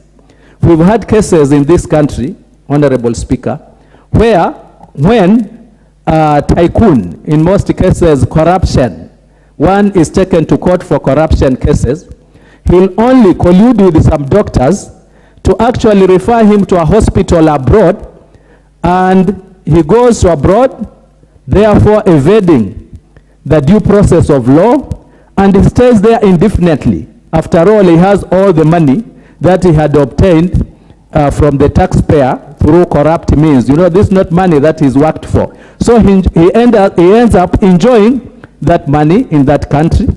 As the mover of this bill has said, there are no clear guidelines that if he is to move to Mauritius for, let's say, the consulate or the embassy in that country, there is no regulation, there are no rules. It's not law that he has to report, that the commissioner has to be informed or the ambassador has to be informed. So he literally, instead of moving to a hospital, he only checks in on the first day and moves into a resort and enjoys his money there. So this bill is so critical, even on matters fighting corruption in this country. It's not only about health, but it even cross-cuts the other areas. And we know corruption has been a big issue in this country. So since our doctors are not exempt, and we know we have corrupted doctors, they could be few, but for those few, they really do a lot of damage when it comes to matters referral. Honorable Speaker, when we are referring a patient from Kwale to Kenyatta National Hospital, has that doctor considered the cost, the time, that whole process of moving that patient, or is simply saying, now just go out and die? Remember, the moment that patient is referred, the nurses say this one now should have gone to Kenyatta National Hospital. We are no longer attending to this patient. That family does not have the means. There isn't even adequate equipment to transfer that patient. So literally, the referrals that are being done currently, it's like it is the end time. Now, we cannot do anything here. You have just to wait for your time and die. And yet, we know with the current government, with the government that we have, it is high time we actually made sure that we have the necessary equipment, we have the necessary expertise. Wouldn't it be cheaper to move a specialist from Kenyatta National Hospital to Coast General Hospital with some equipment, attend to so many patients at a go, and like referring all those patients to Kenyatta National Hospital, when we know, even when they reach there, there is no space, the queue is so long, and one literally dies along the corridors waiting for the treatment. So, Honorable Speaker, I congratulate my brother Didmas Baraza for bringing this timely bill just to help the poor, to help the hustlers out there who cannot afford, who are misused, who are mistreated, who are exploited by unscrupulous doctors out there. Thank you, Honorable Speaker, for giving me this opportunity. I support. The Honorable Karoli Omondi. Thank you very much, Honorable Speaker. I also rise to add my voice in support of this proposed amendment to the Health Act. Mr. Speaker, my understanding of why referrals take place is either because a facility is not suitable or there are no competent professionals to attend to a patient, or where the specialization required elsewhere. But I also think that this referral system is mainly for patients who appear to be on, who rely on publicly funded medical facilities, and not those who are able financially to access private medical facilities.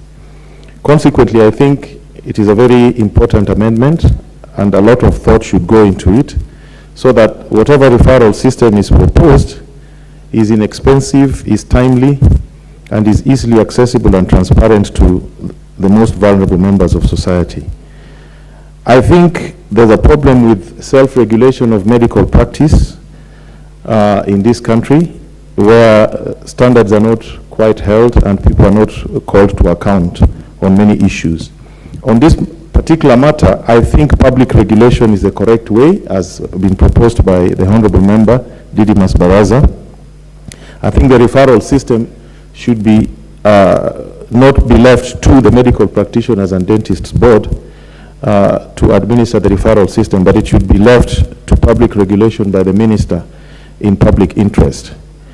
I also think that it is time, as the Honorable Member Kinjuri said, that we looked at the idea of devolution of medical services in this country. It is quite disheartening that doctors are unemployed in the Republic of Kenya. If you look at our medical indicators, be it child mortality, be it the prevalence of the various diseases that we have, one would not understand why our doctors are unemployed. But I think it is because of devolution. And I think it is time that we looked at this issue very deeply. I also think that it is time to relook at the devolved system of medical services, other than the fact that the doctors are unemployed, but the disparity and the iniquities that it has caused. More and more people in certain parts of the country are not having the right kind of medical service that they deserve, while others within urban areas or within the major cities tend to be favored. I think it is time... Order, Honorable Karoli Omondi. You will have a balance of 8 minutes to speak on this during next time. Honorable members, and the time being 1 p.m., this House stands adjourned until today, Wednesday, 26 April 2023 at 2:30 p.m.